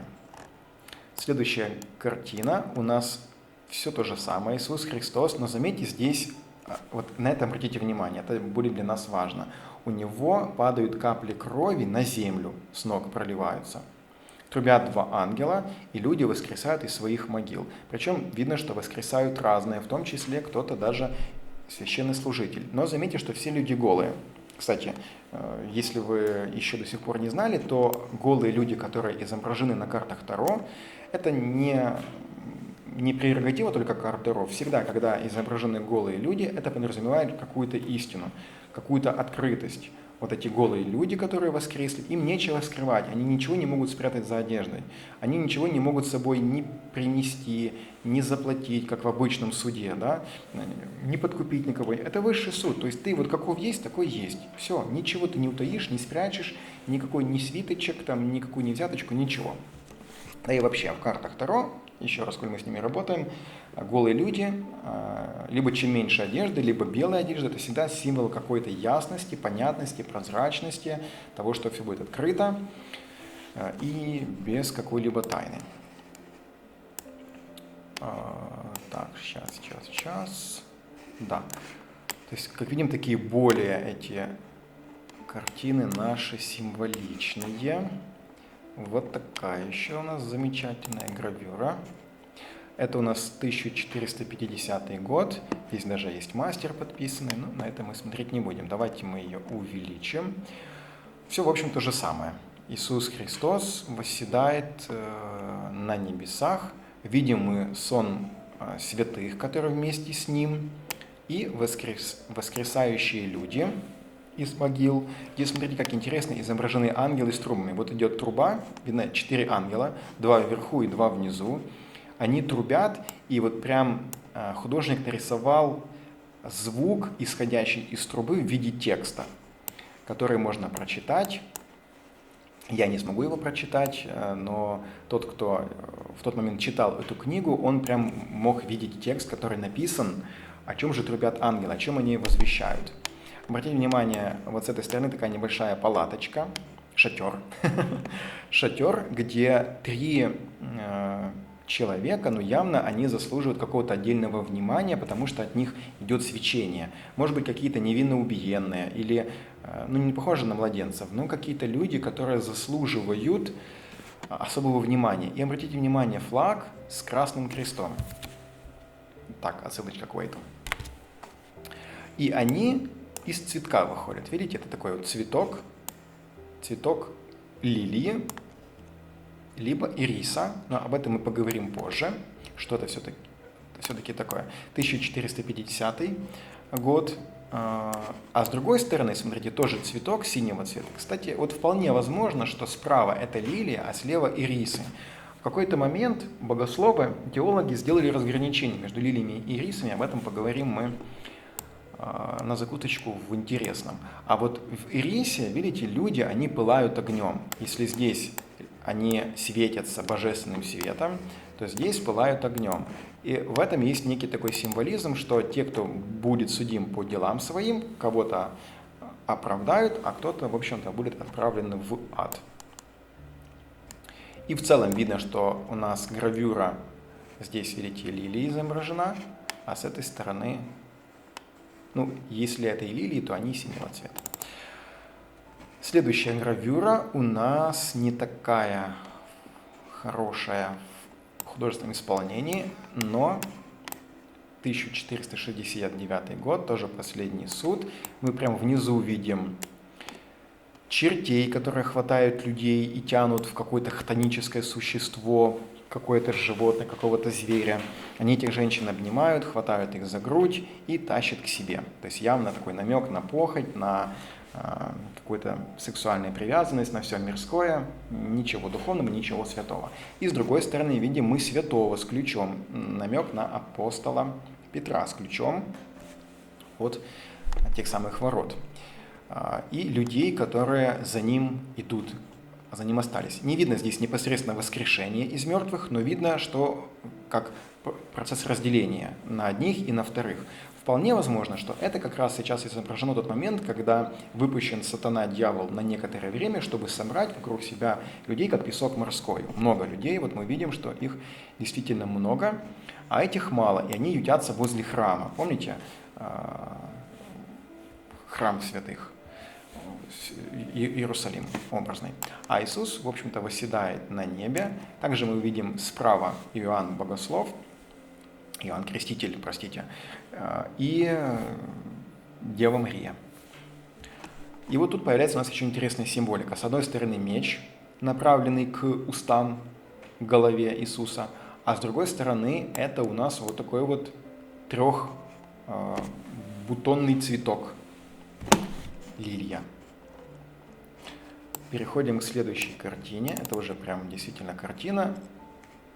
1471 год, на секундочку. Давайте мы приблизим ее основательно. Видим мы также Иисуса Христа. Почему Иисус? Понятно, у него проткнуто вот ремро видно. Здесь уже отчетливо мы видим, что это лилия и меч, направленный в сторону рта Иисуса Христа.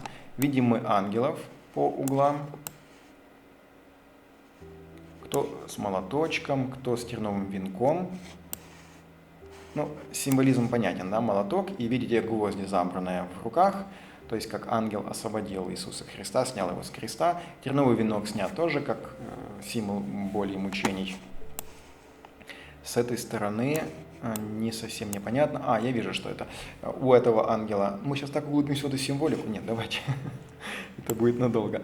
Так, что мы видим? Трубящих ангелов внизу, ну, чуть ниже Иисуса Христа, но это все еще небеса идут.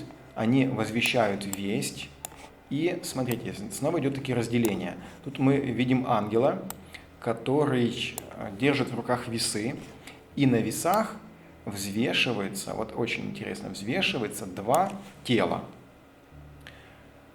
Человек, сложивший руки вот так, и человек в какой-то такой вот, ну, наверное, художник хотел сказать, что это развратная поза. И я смею предположить, что это один и тот же человек, только его разные модели поведения. С одной стороны, это его хорошее поведение, а с другой стороны, это его плохое. И вот видно, что в данном случае перевешивает хорошее над плохим.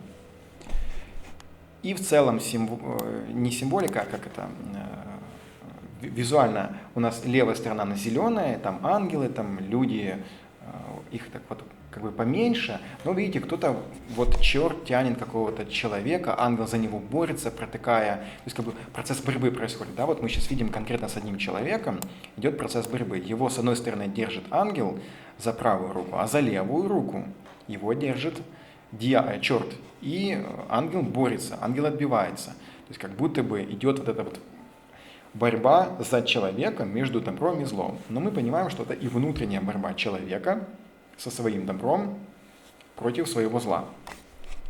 Все люди голые, что еще раз нам напоминает и говорит о том, что, как говорится, последний костюм без карманов. Тут прям черты, которые загоняют людей, они их там держат, они их протыкают раскаленными вилами. И видно разделение на хороших и плохих, видны весы. А что такое весы? Да, вот это вот мера, какой мерой мерите, такой мерой будет отмерено и вам. То есть, что ты посеял, то ты и пожнешь. Как ты себя вел, так мы тебя на весах этих и взвесим. Тут не столько свитки раскрыты, сколько в виде этого свитка весы у ангела. И, кстати, весы, заметьте, они тоже в виде такого длинного креста, длинный крест, как длинное копье.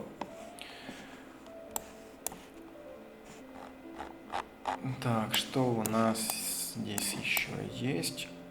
Кстати, вот по вот этой вот гравюре еще надпись такая. Христос сидит на двойной радуге в окружении Марии и святого Иоанна Крестителя, кардинала, папы, 2 епископов и пары ангелов, трубящих в трубы. Внизу 12 апостолов. Вот они, да, восседают у нас. Смотрят вверх во время молитвы, когда мертвые поднимаются из могил. Спасенные выходят из палатки на границе слева. Вот они, да? Мы об этом уже говорили, спасенные. Отсюда и символ вот этого красного креста, символ спасения. А проклятые, беспомощные выглядывают из крошечного зева ада на границе справа. Вот там мы это видели. И действительно, это уже не столько даже цветок, сколько, видите, изображение какого-то чудища существа, которое разевает свою пасть, может там видно глаза, и оттуда прям пылающие идут языки пламени, то есть их поглотило вот это озеро огненное, ад, это символически, вот это вот существо хтоническое, образное, собирательный такой образ, поглотил этих людей в себя, он забрал их туда, где они будут вечно находиться. Образ Христа, сидящего на суде, служил медитативным центром для чтения псалмов, призывая грешников покаяться перед смертью. Ну, вот такая вот надпись. Интересно еще гравюра. Это у нас Последний суд Вильям ван Сваненбург, 1606 год. И здесь также очень много символики. Сразу обращаю внимание на Иисуса Христа. С одной стороны меч, направленный ему в уста, с другой стороны лилия. Мы видим здесь и ангелов, и святых. Давайте мы не будем останавливаться на символике. В общем и целом мы видим трубящих ангелов, мы видим внизу воскрешение людей из мертвых, мы видим людей каких-то беснующихся. Они вроде и люди, а вроде как и не люди. Видим, что с этой стороны кому-то прям плохо от этого трубного звука, потому что, смотрите, черт хватает девушку за ногу, тащит его, кого-то топчет ногами. Да, это похоже на чертов, потому что какие-то вот хвостики, то есть получеловек, получерт, такого на бога Пана похоже, но только что, да, вот прям козлиные ноги, похоже на тех самых хтонических существ, тех богов античных, их прообраз, которых люди боялись. С этой стороны люди, вот, они, видно, что внимают этому трубному звуку, и им нечего бояться. Они слышат эту весть, и для них это хорошо. То есть, кому хорошо, а кому и плохо. И есть люди, которые воскресают из могил, прям воскресают, восстают из мертвых, даже вот есть скелет какой-то поднятый, все намек на квадратные каменные могилы, из которых они поднимаются. И каждый будет судим сообразно с делами своими. Вот такая еще гравюра. Здесь мы тоже видим картина. Видим мы лилию с одной стороны, трехцветковую, и меч Иисус Христос, трубящих ангелов, и внизу сцена прямо из земли воскресающих людей. Смотрите, кто-то даже держит книги, кто-то держит, не совсем я вижу, что там. Непонятно, честно говоря. Ну, отдельно можно разбираться во всей этой символике. Вот человек похож, руки сложил в виде молящегося и держит в руках, может быть, крест, может, какую-то бумажку. Но видно и какие-то хтонические существа, лапы, что-то такое, змеиный вон хвост тянется. там он кто-то дальше воскресает, из земли выходит. И кого-то вот прямо уже, видите, ведут наверх, вот свиток открытый, там записи, вот открытая книга, возможно, это книга жизни, может, это книга жизни человека, а может, это книга, вот, скорее всего, вот эта вот книга, куда людей вписывают. А это вот свитки или книги сообразно с тем, как человек жил на земле. Тут что-то выбрасывается и сжигается, и в целом правая сторона у нас пронизана тем, что там у нас все, что будет отдано на сожжение. Опять же, видите, символика земного шара с таким же Т-образным крестом. Ну, можно, я же говорю, очень долго в этом всем символизме копаться. Так, все мы нет. Вот еще есть гравюра. Вот что гравюра? Картина. Снова мы видим аналогичную картину. Восседает сверху Иисус, Иоанн Креститель, Дева Мария, сон святых, трубят 4 ангела. Слева у нас разделение идет толпы на хороших и на плохих. Слева у нас хорошие, справа у нас плохие, и прям люди в процессе еще и воскрешения. Кто-то встает, не хватает только еще свитков и книги жизни.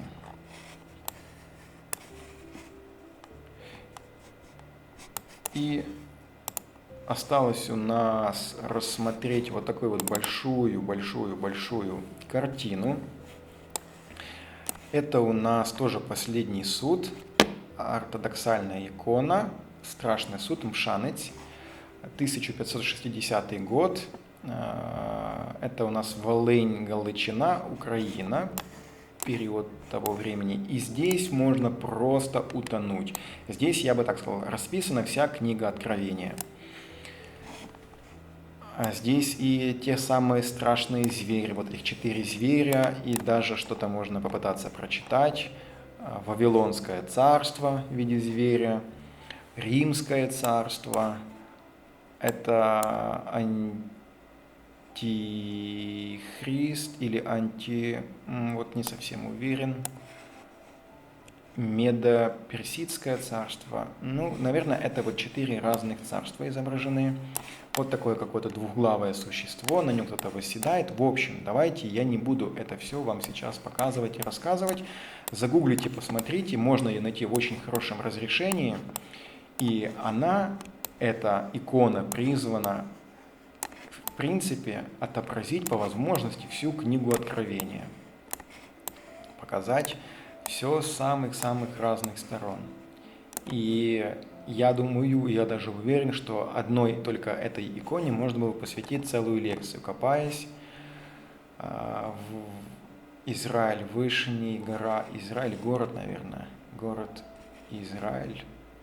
Ну, не силен я прям в старославянском, так чтобы вам все это наверняка сказать. Петр, Матфей, Марк, Лука. Это апостолы, Филипп, Андрей. 1, 2, 3, 4, 5, 6 апостолов. Ну и с этой стороны тоже будет 6. 1, 2, 3, 4, 5, 6 тоже. 6 апостолы восседают. Татаре, армяне. Остальных не могу прочитать. Наверное, какие-то народности. Да, извините. Давайте, все, мы будем от этой темы уходить. В общем, понятно нам с вами по символике, что это процесс, то есть, скажем, вот эта вот карта по Уэйту, конечно, она более красочная, и она больше описывает происходящего, что должен в себя включать страшный суд.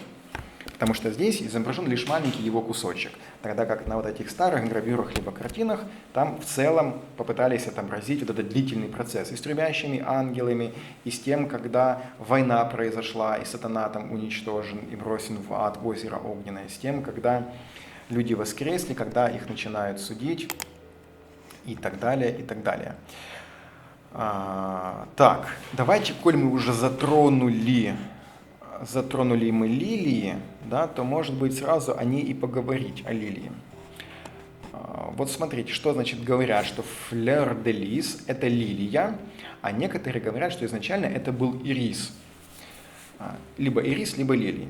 Такая небольшая вам на будущее, может кто-то уже и знает, заметочка, что ирисы, они, так же как и лилии, очень мощно присутствуют в картах Таро. В карте умеренность ирисы присутствуют, в карте мага присутствуют лилии, и вообще лилии очень часто будут фигурировать в картах Таро в тех или иных колодах. Поэтому с лилиями стоит нам познакомиться повнимательнее. Лилия белая, и этот цветок тесно связан с Марией, матерью Иисуса, Господа нашего. Мария в классическом искусстве часто изображается с белой лилией в руке. Эта белая лилия должна представлять и обозначать ее чистоту и целомудрие. Есть также связь с Троицей, то есть 3 лепестками. Ну там не 3 лепестка, а 3 цветка. Помните на всех этих иконах, гравюрах, картинах? Белые для чистоты и святости. Значит, Отец, Сын и Святой Дух. Вот этих 3 цветка обозначают. Ирисы встречаются в работах фламандских мастеров, это Нидерланды имеется в виду, как религиозный символ, часто называемый соперником лилий, то есть типа в противовес. Но тут возможно еще и отсыл к древним богиням, собирательному образу, которых потом стала Дева Мария. Я имею в виду вот Иштар, Инанна, Астарта, там присутствовали ирисы, особенно в Египте, может быть, типа чтобы несколько дистанцироваться от этого. Значит, ирис появляется на их картинах вместе с лилией или заменяет ее. Символизм этого цветка исходит из того факта, что его острые листья, имеется в виду ирисов, похожи на меч и были восприняты как намек, который мог загадить душу Девы Марии и причинить боль из-за страстей Христовых. Вот, кстати, тоже одна из картин, изображающих Деву Марию, цветок, лилия и напротив ангел.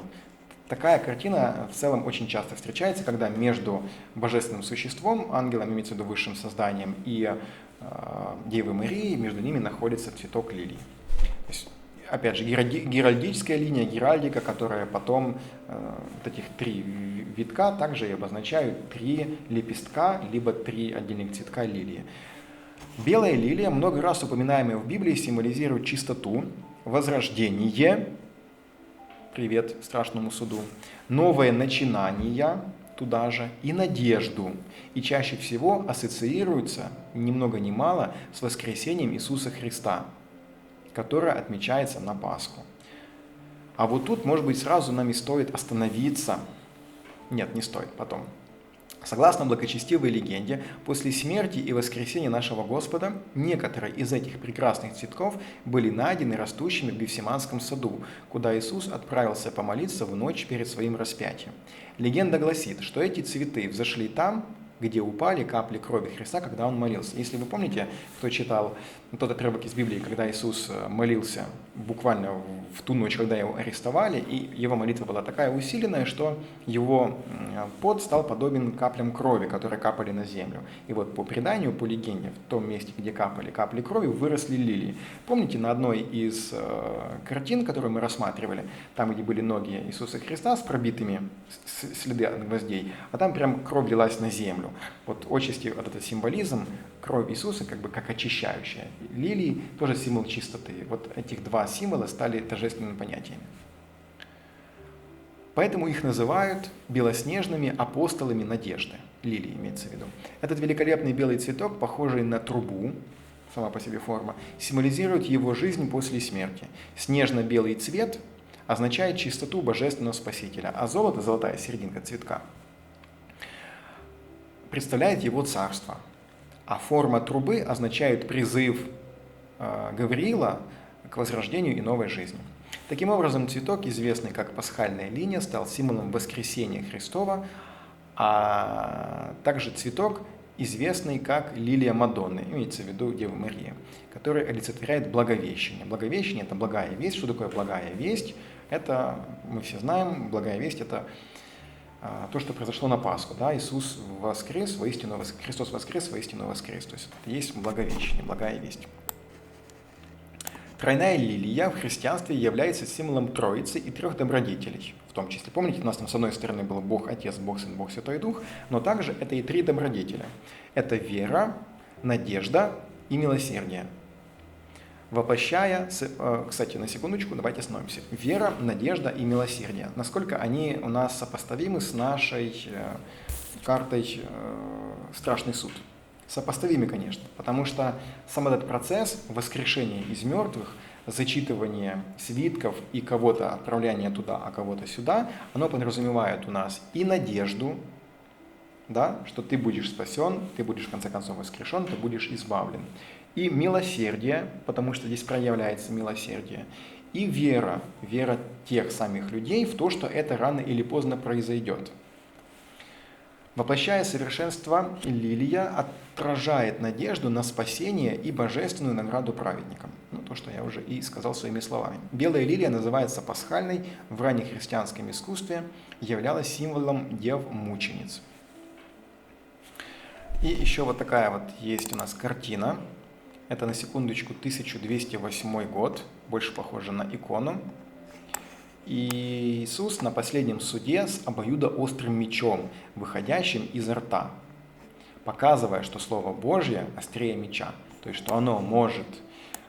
Вот что такое меч, символ меча? Это символ наказания.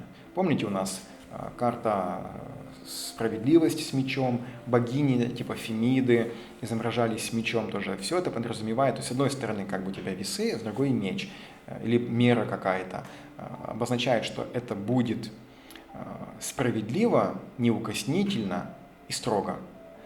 Так вот, слово подобно мечу, то есть сказал, как отрезал, да, вот наша фраза.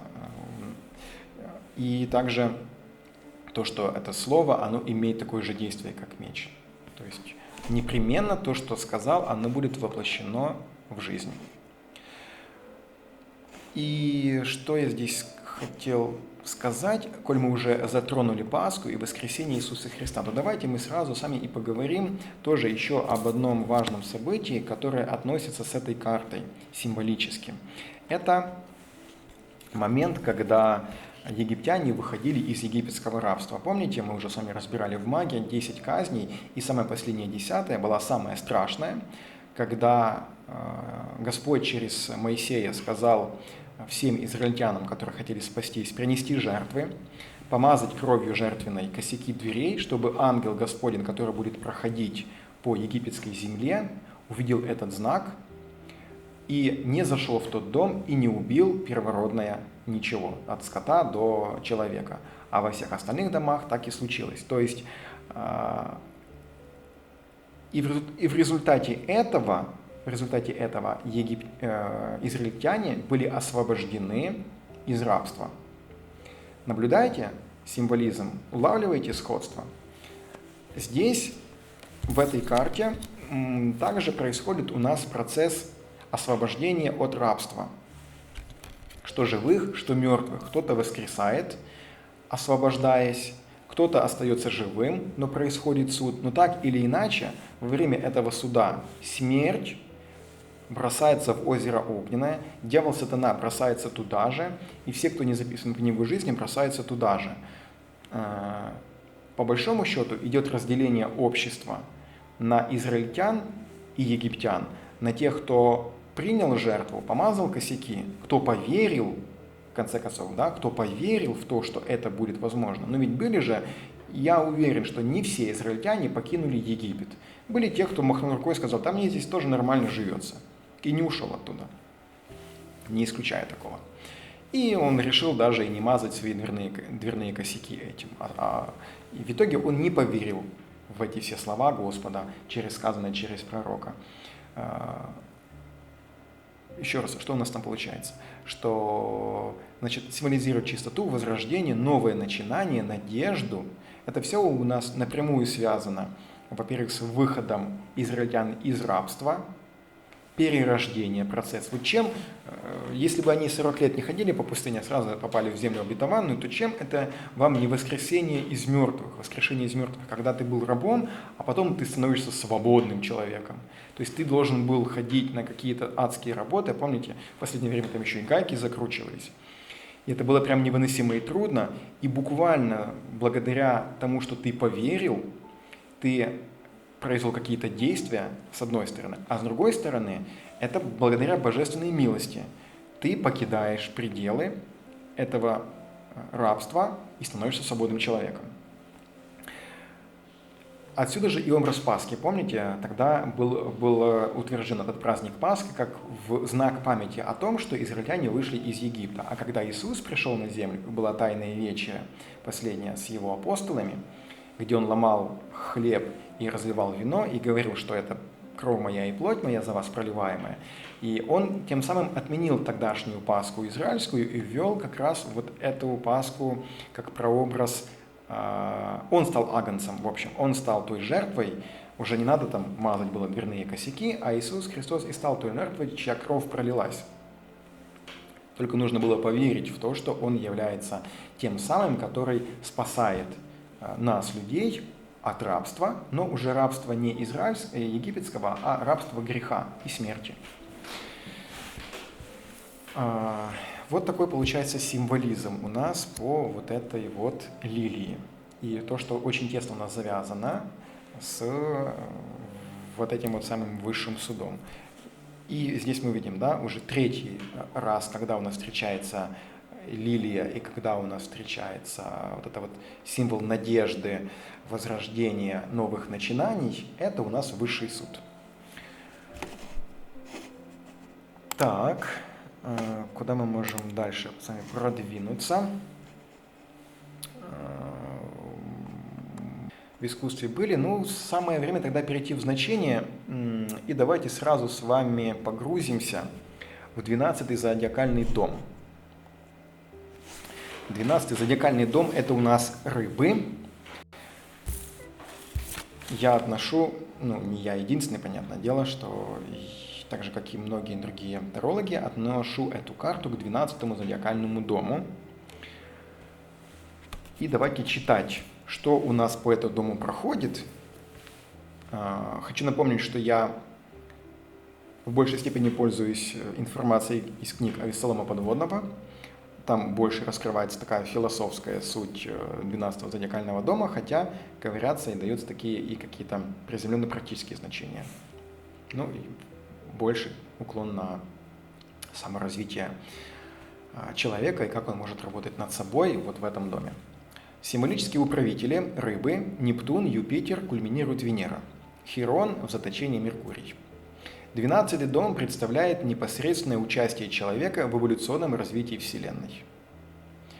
То есть, помните, да, мы сами читали там по поводу первого дома, потом мы читали о 5-м доме, мы читали с вами о 10-м доме, и у нас так или иначе фигурировало я. То я была у нас фоном, то я была на первом месте. А здесь у нас речь идет о том, что значит, 12-й дом представляет непосредственное участие человека в эволюционном развитии Вселенной. Это вообще выход за пределы своего «я». Я это так воспринимаю. Внешняя реальность оказывается акцентирована сильнее, чем «я». Но отречение от личных интересов и определенные жертвы вначале не являются обязательными. Абсолют как бы просит человека об услуге. Но что такое абсолют? Давайте так, чтобы мы каждый раз к этому не возвращались. Тут уже для каждого свое понятие. Это Господь, Всевышний, Творец, это карма, это судьба, это любой другой вид божественного проявления, ощущение или влияние которого вы ощущаете в своей жизни. Значит, внешняя реальность оказывается акцентирована сильнее, чем я, но отречение от личных интересов, то есть от своего «я», и определенные жертвы вначале не являются обязательными. То есть вначале не являются обязательными. Почему? Абсолют как бы просит человека об услуге. То есть идут какие-то сигналы извне. И определенные жертвы, и прямая необходимость в начале и долго потом отсутствует. Но при систематическом отказе от проработки 12-го дома он в какой-то момент, а иногда даже в следующем воплощении, включается императивно, то есть насильственно.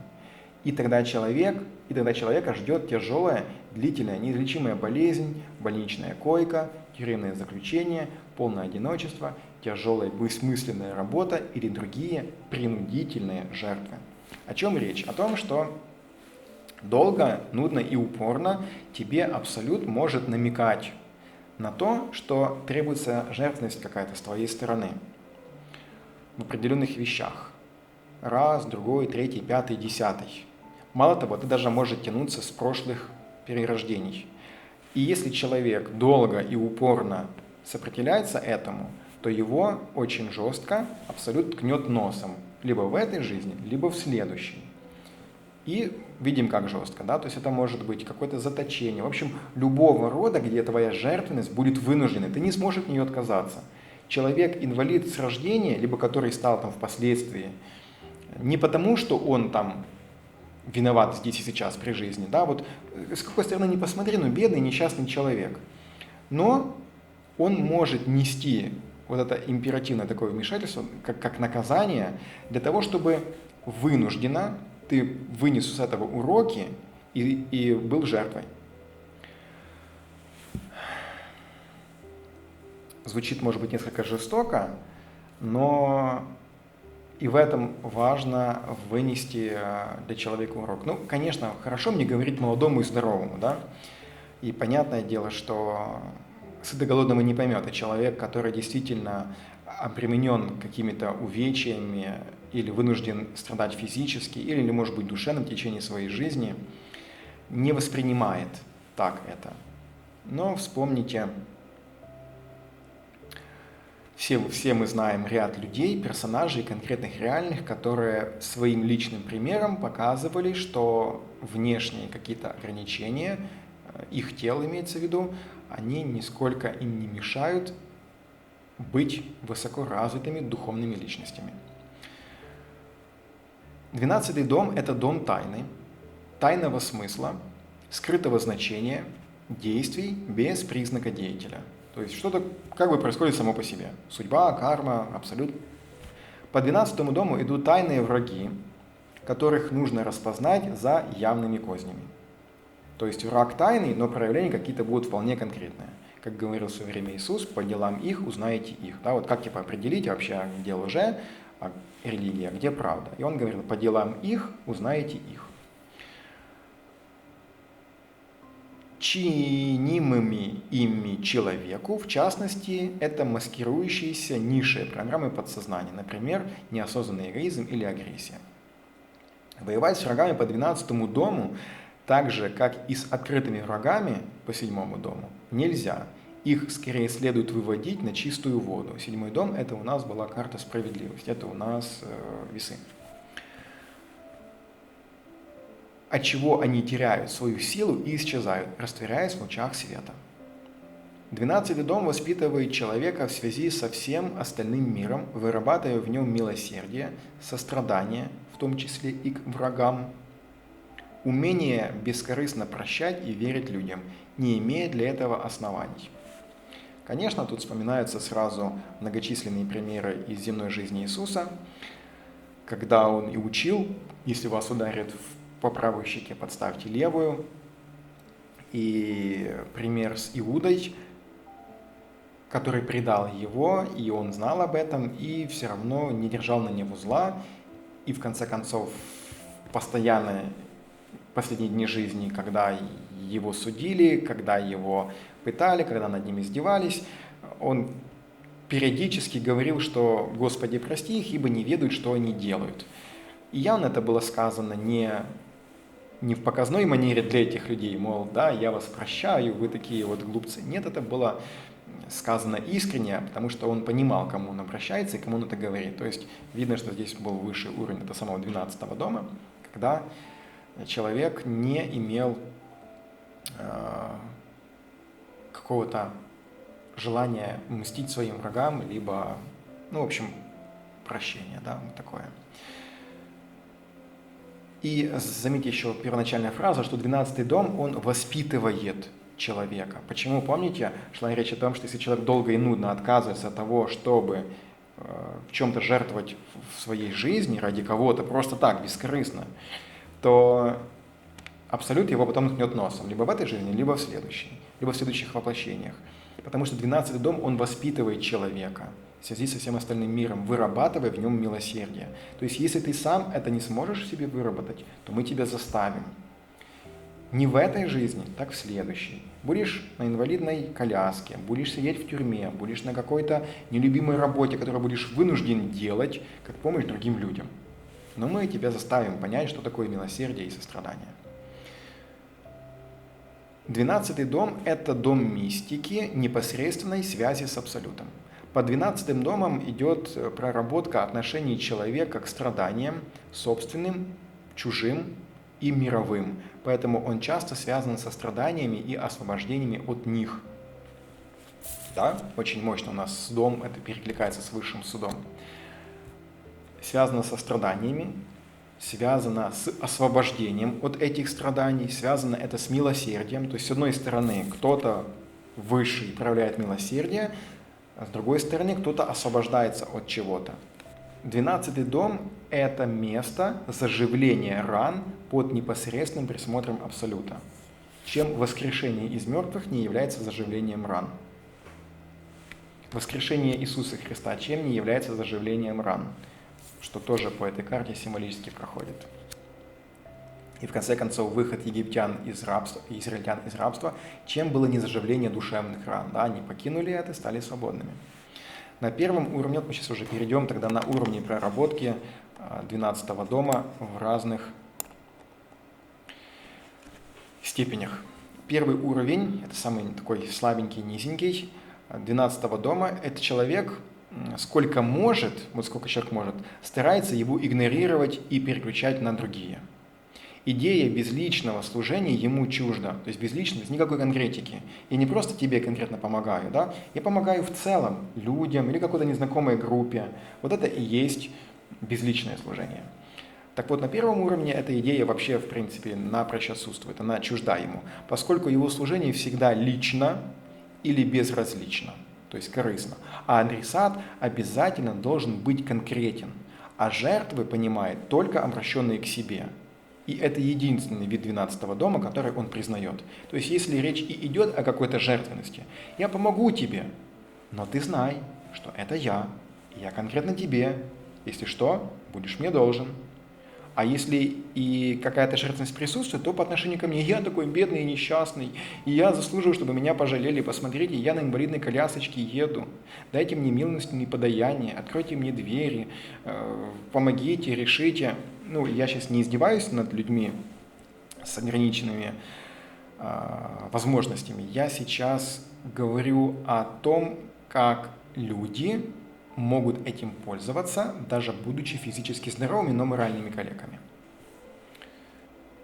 12-й дом, если и включен в нем насильно внешними обстоятельствами, то он воспринимает их крайне болезненно, старается создать себе иллюзорную реальность, то есть какие-то мечты, фантазии, и уйти в нее, максимально забыв о своих реальных обязательствах, обстоятельствах, которые кажутся ему ужасными, особенно по сравнению с остальным миром, свободным и счастливым.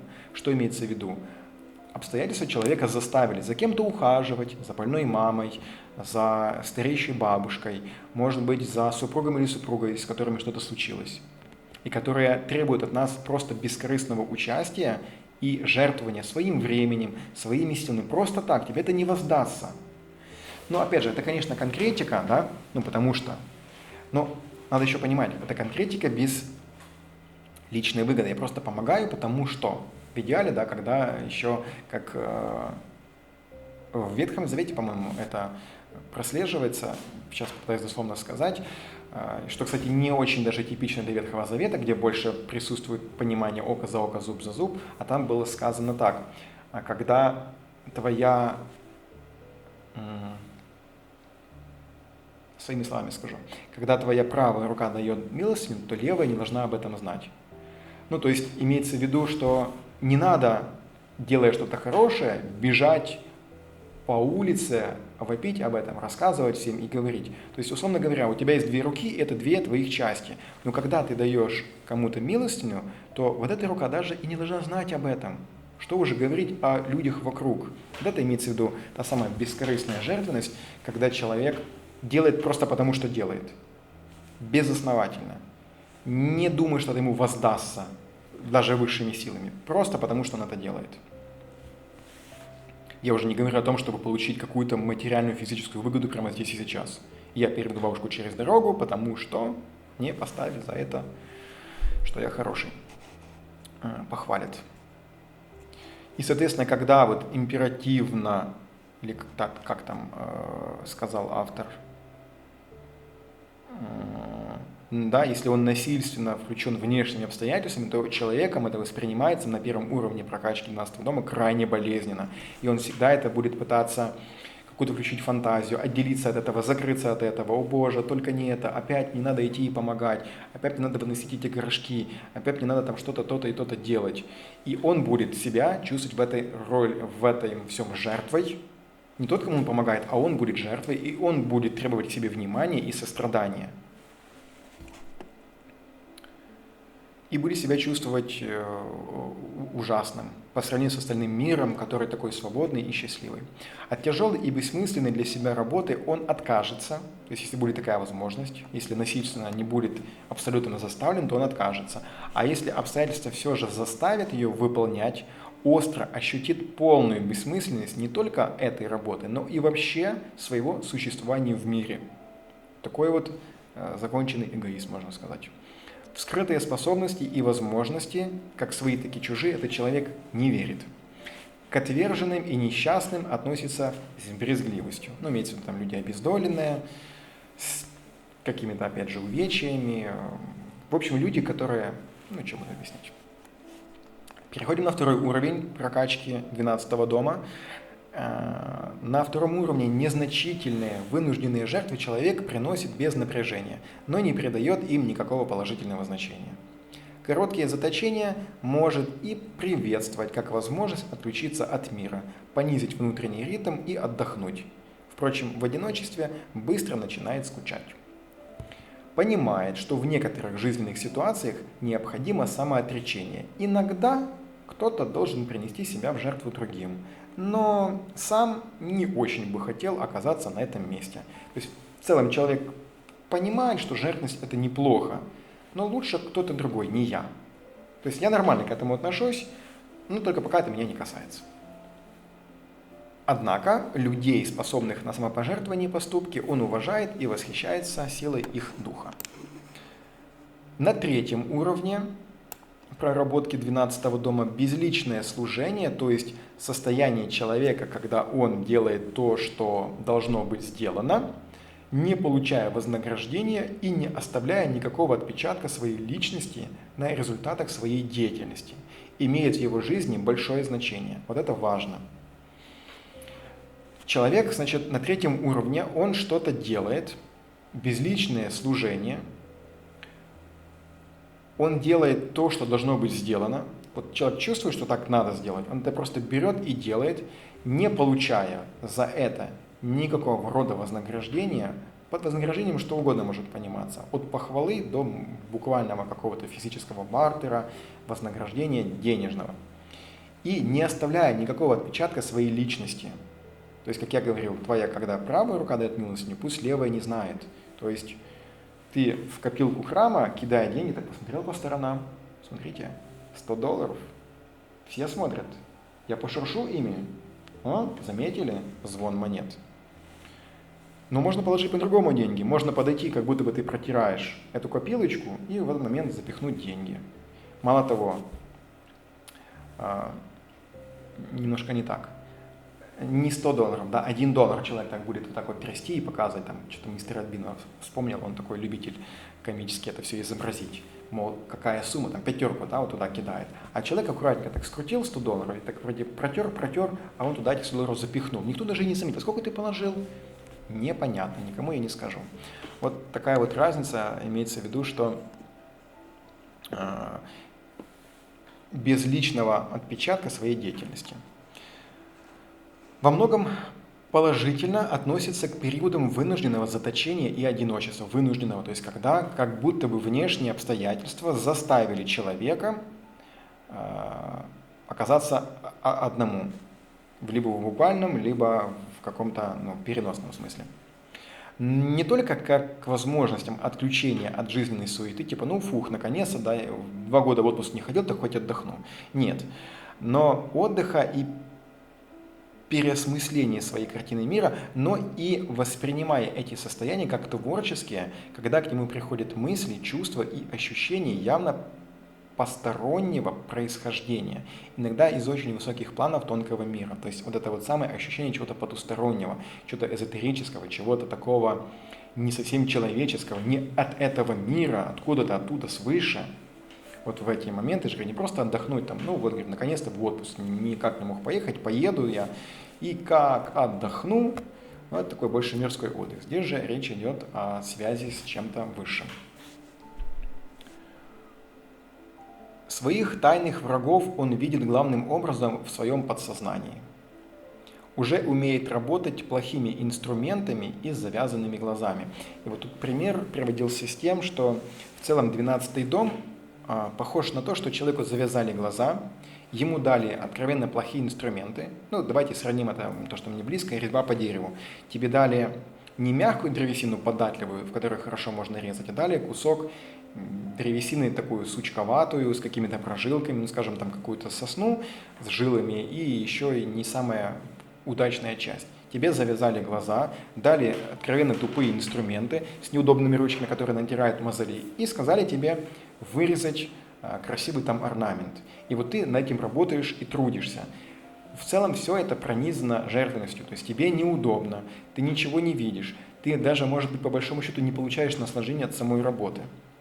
С одной единственной мыслью, что однажды у тебя будет снята повязка, тебе дадут нормальные инструменты, и ты будешь резать на хорошей доске. Но это все будет невозможно, пока ты не получишь опыт.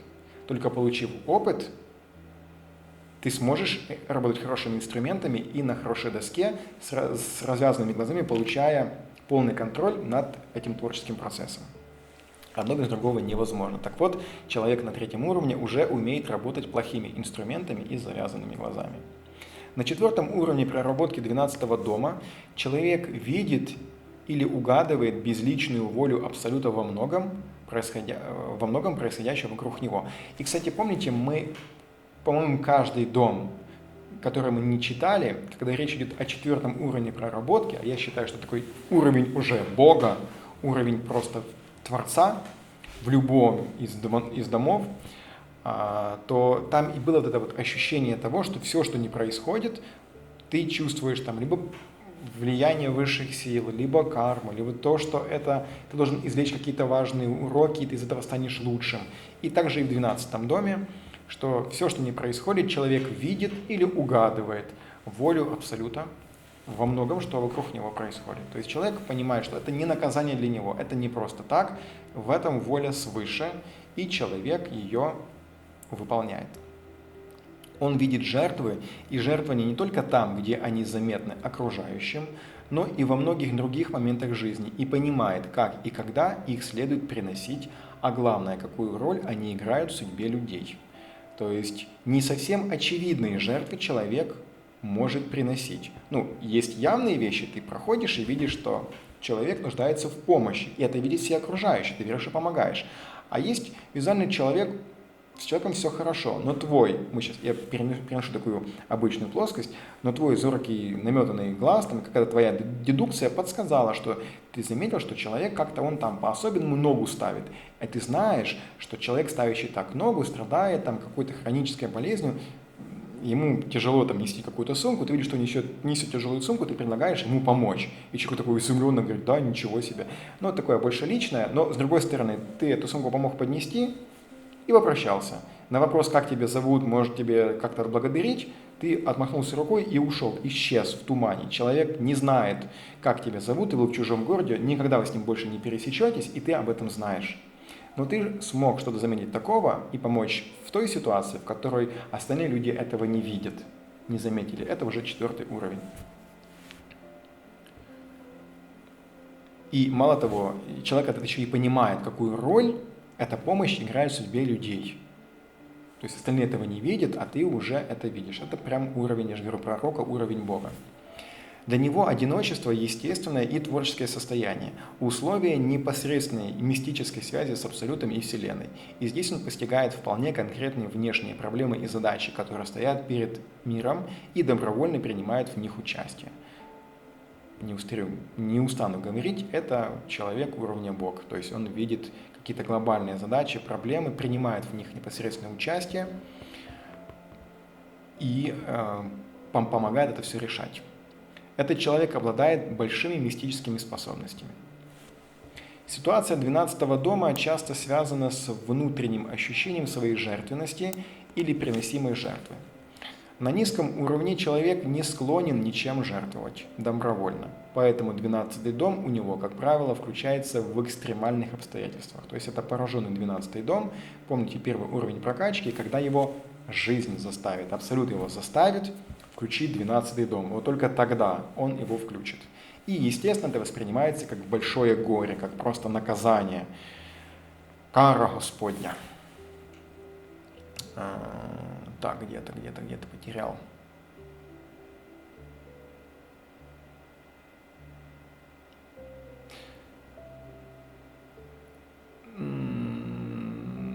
Да, например, во время тяжелой и угрожающей жизни болезни своей или близкого родственника, за которым приходится ухаживать, тюремные заключения и так далее. Кстати, очень похоже на башню в чем-то, да, тоже, когда на первом уровне, то есть человек воспринимает все происходящее по башне, то, что с ним случается, как просто наказание. Обыденные ситуации 12-го дома, низшей октавы – это тайны, коварство, ложь и умолчание, всевозможные интриги, ложные положения, игры с подсознанием и самим собой, самообманы, перемешивание иллюзорных представлений с реальной жизнью. На среднем уровне это проявление жалости, милости, снисхождения и бескорыстной заботы о ближнем. На высоком уровне 12-й дом означает отказ от любого акцентированного участия в мирской деятельности, что раньше осуществлялось уходом в скит или монастырь. Раньше, да, монах уединялся, посвящая себя Богу, то есть занимался, говоря современным языком, работой непосредственно в эгрегоре.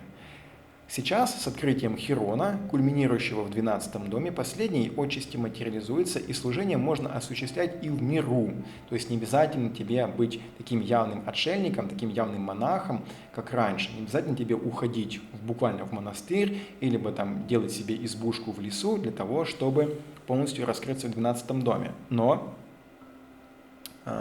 оно требует специальной подготовки, в частности, выработки особой этики поведения в загрязненных условиях. То есть, так или иначе, ты должен создать стену какую-то и как-то себя оградить. Вроде ты живешь в социуме, но когда ты начнешь у человека спрашивать, какие у тебя привычки, а во сколько ты встаешь, а смотришь ты телевизор или нет, а какие ты каналы смотришь, вот это вот все, и тогда ты понимаешь, что человек вроде как бы живет с тобой по соседству, вот твоя квартира, вот напротив его, но вы живете в разных совершенно мирах. У него совершенно все по-другому. Он слушает другую музыку, у него другой распорядок дня, он занимается духовными практиками, он занимается, и вся его жизнь выглядит совершенно не так, как выглядит твоя жизнь. И вот вроде бы в миру, а вроде бы как вот тот самый отшельник, который ушел в монастырь. Если у человека хватит благородства и самоотверженности, он может стать крупным психологом или обыкновенным святым, где бы ни жил и кем бы ни работал. И тогда он будет строго придерживаться принципа: «Я делаю для мира то, что он просит, и не жду ничего взамен». То есть, опять же, вспоминаем, да, никакой конкретики по отношению к какой-то личности, имеется в виду так, чтобы это потом на себя проецировать, а вот просто я знаю, что миру нужно, я беру это, даю, делаю, и ничего взамен за это не прошу. Это не работа, это не оплата, это просто, как хотите, не знаю, воспринимайте это хобби, не хобби, может быть, какая-то жертвенность у человека, которую он может время от времени делать. Гармоничный 12-й дом дает человека, прекрасно чувствующего себя в одиночестве. Ему не будет скучно. Вообще скука – одно из ключевых слов для низшей октавы 12-го дома. И, возможно, появятся какие-то интересные и неожиданные идеи и мысли, и во всяком случае он найдет себе отдых и успокоение. Этот человек инстинктивно обладает очень важным в жизни умением вовремя приносить нужные жертвы, в частности, если ситуация того требует. Он, не задумываясь, потратит некоторое количество своих сил и времени на внешне, в кавычках, да, совершенно бессмысленную для себя деятельность. Подсознательно, 12 дом это подсознательно, тайна, подсознательно чувствуя, что если не сделать этого сейчас, то потом будет гораздо хуже. Давайте разберем это такое сложное предложение. Человек инстинктивно, то есть это на уровне чуйки развитой, он ощущает, обладает очень важным в жизни умением вовремя приносить нужные жертвы. То есть ты как бы отказываешься в нужное время, в нужном месте, для того, чтобы принести ту самую жертву, если того требует ситуация, не задумываясь. Человек потратит свое время, силы, то есть он отдаст себя, образно говоря, для того, чтобы решить какой-то вопрос. И он, может быть, где-то чуйкой понимает, что это как-то в будущем будет хорошо, но сейчас объективным разумом логика отсутствует. То есть ты делаешь какие-то вещи, которые со стороны для других кажутся бесполезными, и для тебя для самого могут казаться бесполезными. Только чуйка дает тебе не казаться безумцем, выполняя то, что ты делаешь. Проработка гармоничного 12-го дома дает человеку возможность нести благодать в мир, пробуждать в людях высокий долг, совесть и эволюционное сознание. Давайте мы вернемся, мы, помните, все читали про 12-й дом, давайте мы вернемся к нашей карте Высший суд и подумаем о том, во-первых, да, тайное, потустороннее, высшее, во-вторых, жертвенность по этой карте происходит, и мы видим, что эта жертвенность, она идет у нас с разных сторон. В первую очередь, жертвенность это идет со стороны того, благодаря которому мы можем воскреснуть и быть спасены, благодаря жертве Иисуса Христа, благодаря Агнцу, который просто так, без... вы знаете вообще, для чего это Иисус Христос сделал? Для чего он родился на земле в виде человека, с такими же человеческими потребностями, он также ходил в туалет, он также хотел кушать, пить, спать, он также хотел встречаться с женщинами, он также хотел секса, он также хотел быть славным, богатым, известным, заслуженно. Он все этого хотел, то есть он ничего этого не был лишен. У него было такое же человеческое тело с такими же гормонами, которые вырабатывали внутри, серотонин, адреналин и прочее. То есть чувство страха, собственной какой-то безопасности не было ему чуждо. В этом теле, имею в виду. Но глобально, что заставило его прожить жизнь именно в таком виде, в котором он ее прожил, и умереть? Что заставляло его говорить какие-то учения, какие-то слова? С одной стороны, единственная причина, которую могли бы скептики выделить и сказать, но это слава, в которую он стал облачен. И благодаря чему он стал известен. И прям целая религия возникла после него, христианство. Тут, конечно, не хочу прям развивать тему насчет этого всего, но да, не будем. В общем, он просто так, совершенно бескорыстно принес себя в жертву для того, чтобы люди были спасены. Чтобы появилась надежда на то, что ты можешь больше чего-то не бояться. Чего не бояться, мы уже в итоге поговорим. То есть жертвенность проходит с его стороны. Со стороны людей мы понимаем, те, которые воскресли, те, которые не оказались со стороны дьявола, оказались как раз со стороны праведных.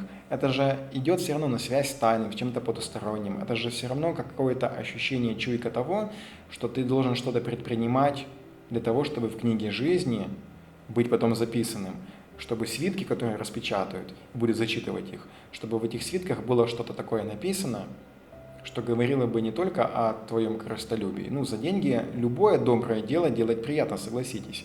А ты попробуй его сделать без денег. А ты попробуй его сделать так, чтобы об этом вообще никто не узнал, и ты об этом никогда никому не расскажешь, и ты с этого никакой выгоды не поимеешь. Вот если вы никогда ничего подобного не делали, то очень вам советую сделать любую мелочь какую-то. Самое простое. Вот я, например, там не очень люблю давать попрошайкам, которые находятся на улице, по той причине, что многие из них это профессиональные попрошайки. Ну, все же, это самое простое, что можно сделать. Попробуйте дать денег кому-то или там, я не знаю, если вам кажется, что просто очень дать деньги, вы купите какую-то вкусную еду, запечатанную, дайте этому человеку, но есть несколько важных условий. Дайте так, чтобы никто не видел, то есть не проходя в толпе, когда вы идете, дают, и люди, идущие сзади вас, видят. Потом вы заходите в метро, и они вас встречают, и вы так постоянно оглядываетесь. И вот вроде, вот, по-моему, та девушка, она точно видела, что я давал. Нет, вот подберите такие условия, чтобы никто об этом не знал. И какой-то такой, может быть, подарок, чтобы это, ну, вот это подаяние, чтобы оно было каким-то значимым для того человека, которому вы даете. И при этом не ожидайте от него ни слов благодарности, ни то, что он будет вас благословлять, там, хранить тебя Бог, еще чего-то. Вот просто так, условно говоря, там чуть не отдать и убежать, да? И об этом никому не рассказывайте. Ни жене, ни девушке, ни маме. Не сразу, когда вас распирает чувство гордости, что вы кому-то помогли. И же важно, чтобы это действительно была помощь. Не просто, ну, я да, сказал там лишь бы какому-то попрошайке, но вот желательно, чтобы вы понимали, что человек действительно в этом нуждается. И никому никогда об этом не расскажите. И вот походите какое-то время с этим чувством. Оригинальный текст Уэйта. Вот мы сейчас уже переходим прямо к сравнению этой карты с картой у нас Гюстава Дере. Читаем. Да, сразу забегая наперед, значит, я перевожу текст с оригинального английского языка, а потом сравниваю еще на русском, как это было переведено. В общем, я бы сказал, что этот Ивет пишет, я бы сказал, что этот символ практически не изменен во всех наборах Таро, или, по крайней мере, вариации не меняют его характера. Ну, то есть имеется в виду символика и все, как расположено, не меняется. Великий ангел здесь окружен облаками, но он трубит в свою знаменитую трубу, и он, скорее всего. И крест, как обычно, изображен на знамени. Мертвые восстают из своих могил, женщина справа, мужчина слева, между ними их ребенок, повернутый спиной. Но на этой карте восстановлено более 3 человек, и было сочтено целесообразным сделать эту вариацию, иллюстрирующую недостаточность современных объяснений. Ну, имеется в виду, что на момент Уэйта, скорее всего, современные колоды, они все изобиловали тем, что на этой карте изображалось всего 3 человека. Ну, традиционная семья, мужчина, женщина и ребенок. А Уэйт еще добавил людей, дабы показать, что это толпа, это множество воскресающих людей. Следует отметить, что все фигуры как одно целое, то есть как единый организм, в изумлении, обожании и экстазе воздевают руки к небу. То есть вот то, как они сейчас выглядят, как они находятся. Это карта, которая отмечает завершение великой работы трансформации в ответ на зов Высшего. Зов, который слышится и получает ответ изнутри. И вот тут в переводе из глубин, это изнутри, из глубин. Есть слово английское within на оригинале. Значит, в толковом словаре на английском языке оно используется как функциональное слово для обозначения оболочки или сдерживания. То есть в данном случае, давайте мы чуть полнее разберем эту фразу. Это карта, которая отмечает завершение великой работы трансформации.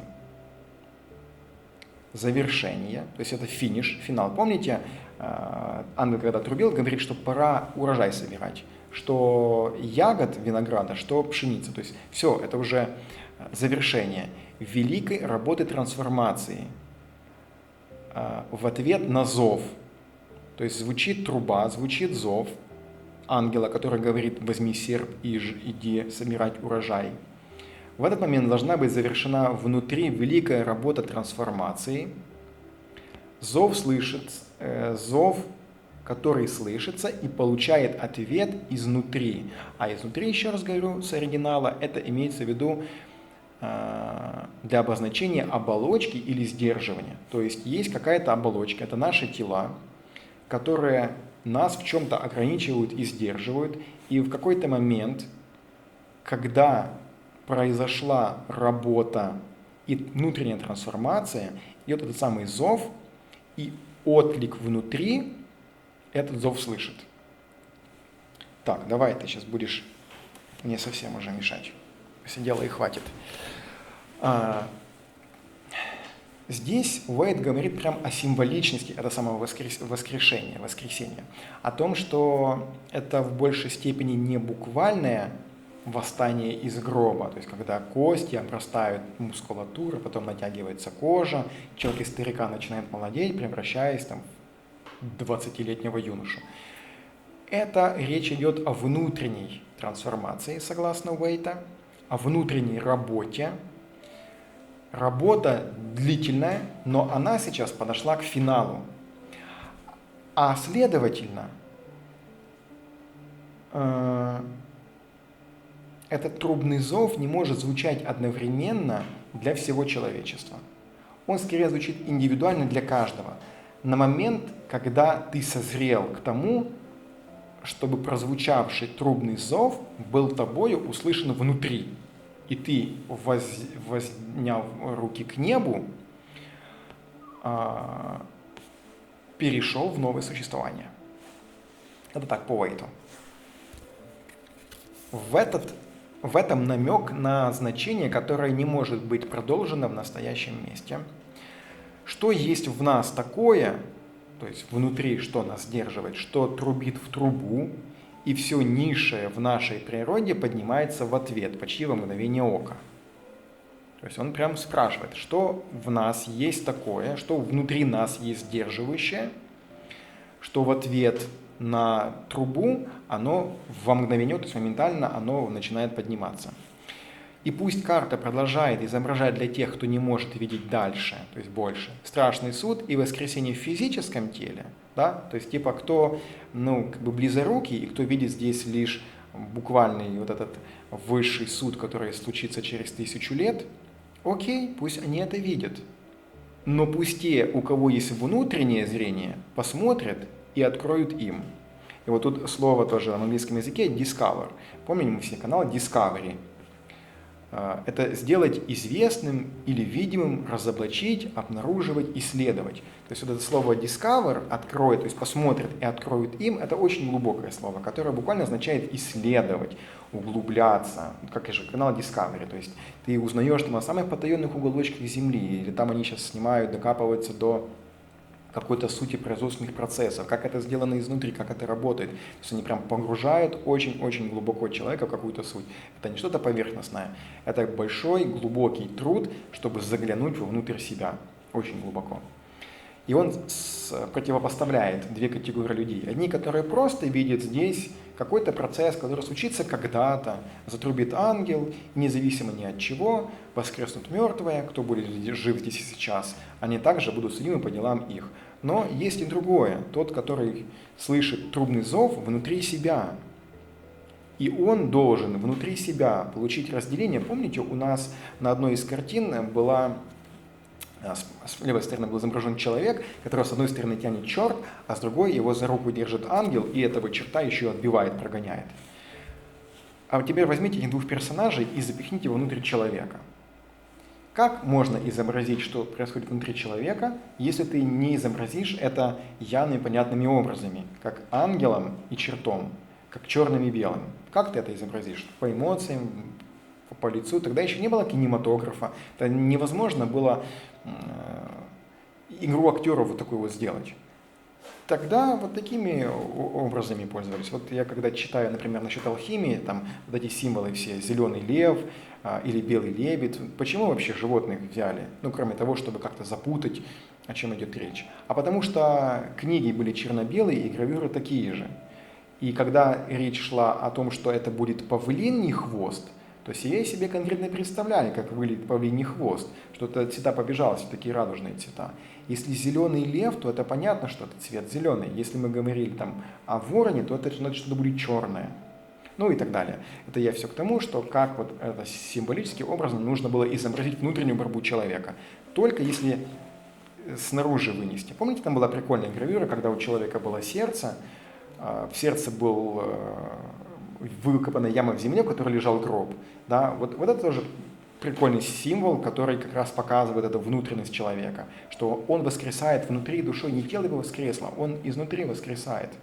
Хотя тело его находится здесь на земле. Вот как раз об этом и говорит.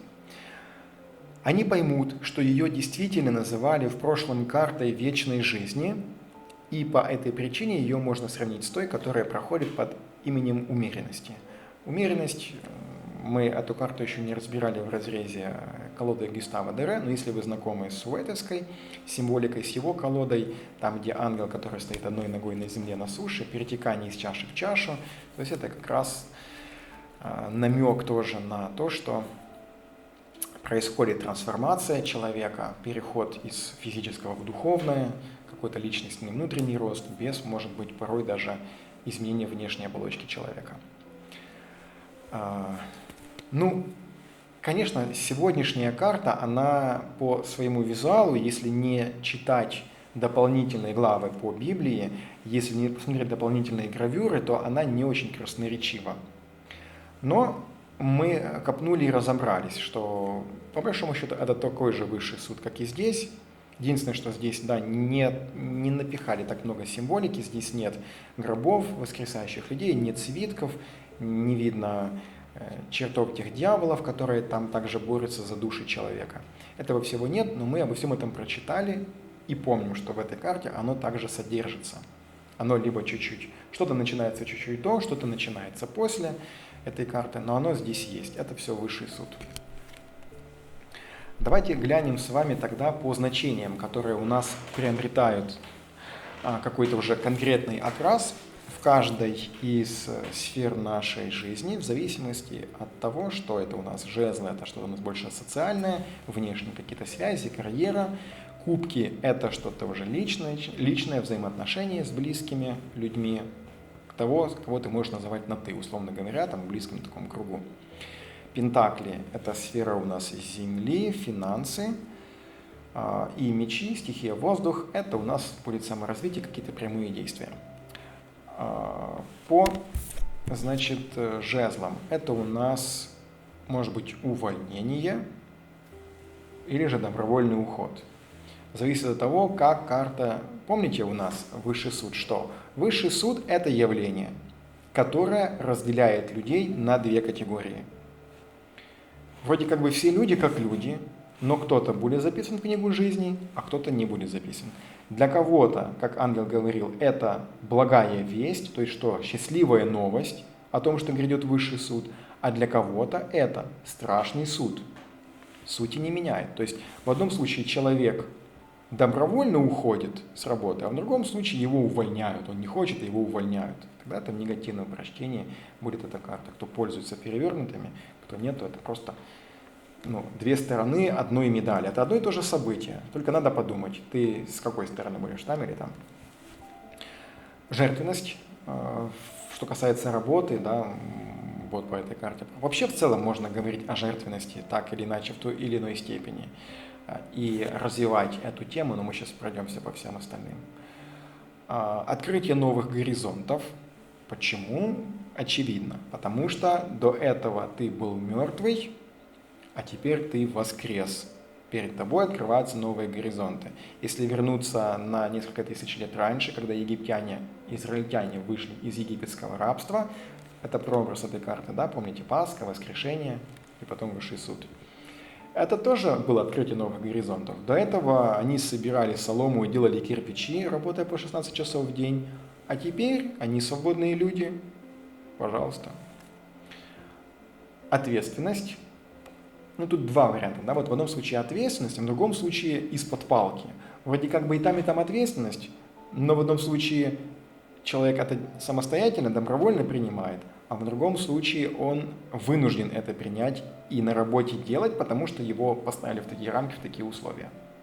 Очень здесь, кстати, пересекается по карте башни. Хотя, справедливости ради, стоит сказать, что карта башни, она в большей степени говорит о каких-то таких более громких событиях, скандалообразных.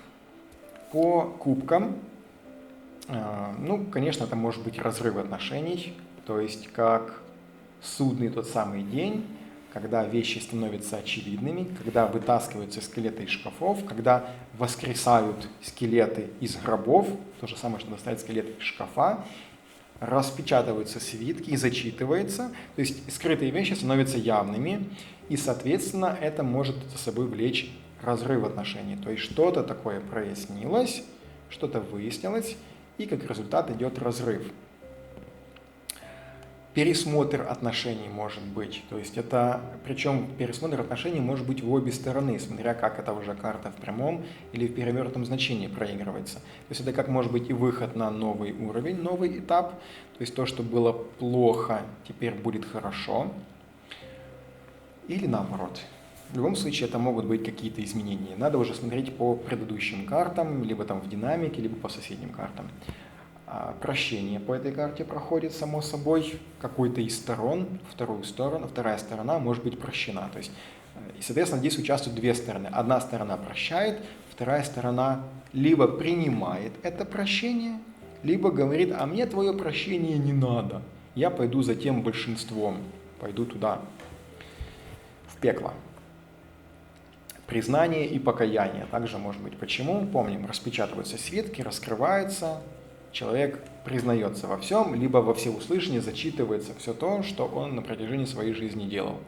Поэтому тут как и признание, так и покаяние человека. И, соответственно, прощение, да, и покаяние – это тоже два тождественных понятия. Ну, как тождественных. Они-то обозначают разные вещи, но могут обозначать чаще всего противоположные стороны одного процесса. То есть кто-то говорит, дорогой, ты, конечно, был козел, но если ты больше с ней встречаться не будешь, то я тебя прощу. Он падает на колени, умоляет ее, говорит, ты просто великодушная, замечательная женщина, я никогда больше подобным образом не поступлю, целует ей руки, и вот и получается, с одной стороны прощение, с другой стороны покаяние. Излечение, ну тут имеется в виду как излечение взаимоотношений, как воскрешение, как процесс воскрешения, восстания из мертвых, как то, что трансформация и переход. Но не стоит, конечно, это путать со смертью, да, где тоже проходит трансформация, а это все-таки процесс, где непременно должен быть и какой-то трубный зов, то есть какой-то сигнал, и процесс того, что идет какое-то увещевание, уведомление одной стороны и восприятие этой информации второй стороной. То есть тут так или иначе есть внешняя, да, какая-то работа с другой стороны и тот человек, который конкретно взаимодействует с этим. По пентаклям, если мы говорим о сфере денег, все, что касается каких-то материальных вещей, ресурсов, это может быть снятие ограничений, снятие каких-то лимитов с карточки, с банковского счета, снятие ограничений с отчуждение имущества, да, что там нельзя было продавать, покупать, теперь можно. Ну, то есть вот такие вот какие-то вещи. Или в целом это может означать какие-то, наоборот, ограничения. Если это негатив какой-то проходит, может говорить и об ограничениях. Также может говорить о прояснении ситуации, когда она была неясная до сих пор. О новом витке, то есть выход на какой-то другой новый уровень. Отказ от старого, чего-то наболевшего, ненужного. Не знаю, там человек обращается, может быть, к юристу за советом или к риэлтору в разрезе недвижимости. И такая карта в каком-то раскладе с соответствующими картами может говорить о том, что нужно там отказаться от каких-то старых там методов ведения бизнеса, либо подхода к финансовым каким-то вопросам и вести себя по-другому. Или как практичный совет в жизненной просто сфере, в сфере Земли Пентаклей. Может также означать и переезд, как такое нечто совершенно событийное и буквальное. То есть человек прозвучал трубный зов, он где-то жил там в черной темной могиле, тут он взял и переехал в светлое место в раю. По мечам это у нас действие саморазвития, свобода воли. Кстати, важный момент насчет свободы воли. По-моему, этот момент нигде у нас не проскальзывал. В Откровении нигде об этом не говорится, но в других книгах касательно Нового Завета и того, не имеется в виду не высшего страшного суда, а касательно вообще того, кто может быть спасен потенциально, кто может быть не спасен, кто там, кого Бог помилует, кто не помилует, то речь идет о том, что такая возможность дается в равной степени для всех, мол, и для иудеев, и для язычников, потому что иудеи в какое-то время считали себя, несмотря на то, что пришел Иисус Христос, и иудеи некоторые не поверили в Его пришествие, ждут до сих пор, но другие из иудеев поверили, в частности, как апостолы Иисуса Христа. И вот остальные последователи, они продолжали считать богоизбранным народом, и как будто бы Иисус и не отменял всего этого, что они такими и продолжают быть. И тогда, как Павел писал послание, по-моему, римлянам или коринфянам, или ефесянам, я не помню, кому-то из них, и он, обращаясь больше к язычникам, говорил о том, что вы являетесь таким же богоизбранным народом, как и те. Имеется в виду, что для всех в равной степени будет дарована милость воскреснуть во Христе и быть спасенным от первородного греха Адама. Но, исходя из воли человека, он может быть либо спасенным, либо нет. Либо ты воспримешь эту информацию и будешь что-то делать, меняться, либо нет. Соответственно, вот по этой карте проходит также и свобода воли. То есть ты волен принять эту сторону, но ты волен также быть отправлен и туда, пожалуйста, почему нет. Жертвенность как таковая, то есть просто как прямые действия. Взять что-то и сделать. Мы уже там в 12 доме, когда читали, много раз об этом слышали. Да, какие-то прямые действия, когда человек что-то может сделать так, причем чтобы никто об этом не знал, либо там, если низкий уровень прокачки, человек будет знать и так далее и тому подобное. А тут же может проходить и плохая карма, как негативное восприятие. Человек, то, что плохое с ним случается, он воспринимает как нечто ужасное, чего он не хочет, чтобы с ним было, оно есть. Какой я бедный несчастный, за что мне все эти грехи? За какие грехи, точнее? Мистика-озарение. Также по этой карте может быть что-то такое, услышан голос какой-то, который зовет тебя к своему истинному призванию, к тому, чтобы ты что-то, может быть, предпринял, сделал, нечто необычное, выходящее за рамки физического понимания этого мира, что-то по 12 дому. Дхарма, долг, миссия. То есть таких 3 слова через косые черточки я написал. То есть имеется в виду какое-то такое тоже высшее предназначение, за которым человек следует. При этом совершенно не обязательно, чтобы человек визуально отличался от всех остальных. Он может жить также в мире, пить ту же Кока-Колу, ездить в таких же трамваях, иметь таких же жен, как все остальные, и ничем другим не отличаться от всех остальных, но может следовать какому-то определенному пути по этой карте. Так, вот, в общем-то, и мы потихонечку подвигаемся к завершению. Давайте мы сейчас, знаете, что заглянем вот в первый раздел, а это мы оставим на потом. Да. Давайте мы заглянем, какие-то вопросы я оставил, и как мы на них сейчас ответим. Как выглядит страшный суд согласно Библии? В принципе, мы это прочитали, ответили, тут все понятно. Это как второе пришествие Иисуса Христа, когда часть людей воскресает из мертвых, та часть, которая остается живущая на земле. Одна часть была, несмотря на то, что увлечена дьяволом, она не пошла за дьяволом сразу в ад, они остались здесь. Просто, уже никто никого не убивает. Также люди из Старого Иерусалима, образного города, остались тоже в живых, и вот все теперь судятся сообразно с их делами, потому что распечатаны свитки и записывается кого-то в книгу жизни, а кого-то, кто не записан, отправляет туда, куда и дьявола. Главная цель вести о страшном суде.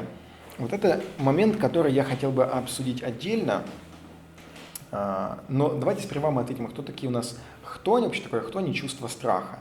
Хтонические существа, я уже говорил об этом, что они перекочевали до христианства, были хтонические божества, вообще были божества, и были отдельно хтонические божества. Это что-то было очень страшное, потустороннее, то, что людей всегда пугало, то, что зачастую происходило ночью. Вот на секундочку представьте себе, вы идете по, скажем, лесу, в какой-то момент такая местность, скалистая, холмистая, вы упираетесь в какую-то там такую гору, скалу и видите какую-то расщелину. И вы туда заходите, а там, совершенно темно. И еще свет пробивается у вас со спины, потому что вы только зашли в пещеру, но чем дальше вы в нее заходите, тем становится темнее и темнее. И непременно вас начнет одолевать чувство страха. Особенно, когда вы начнете, у вас включится обаяние, вы услышите какие-то запахи не очень приятные, какие-то звуки, там что-то побежало, что-то зашелестело, возможно, какое-то прикосновение легкое или там по лицу. То есть у вас тут же работает очень мощным образом фантазия.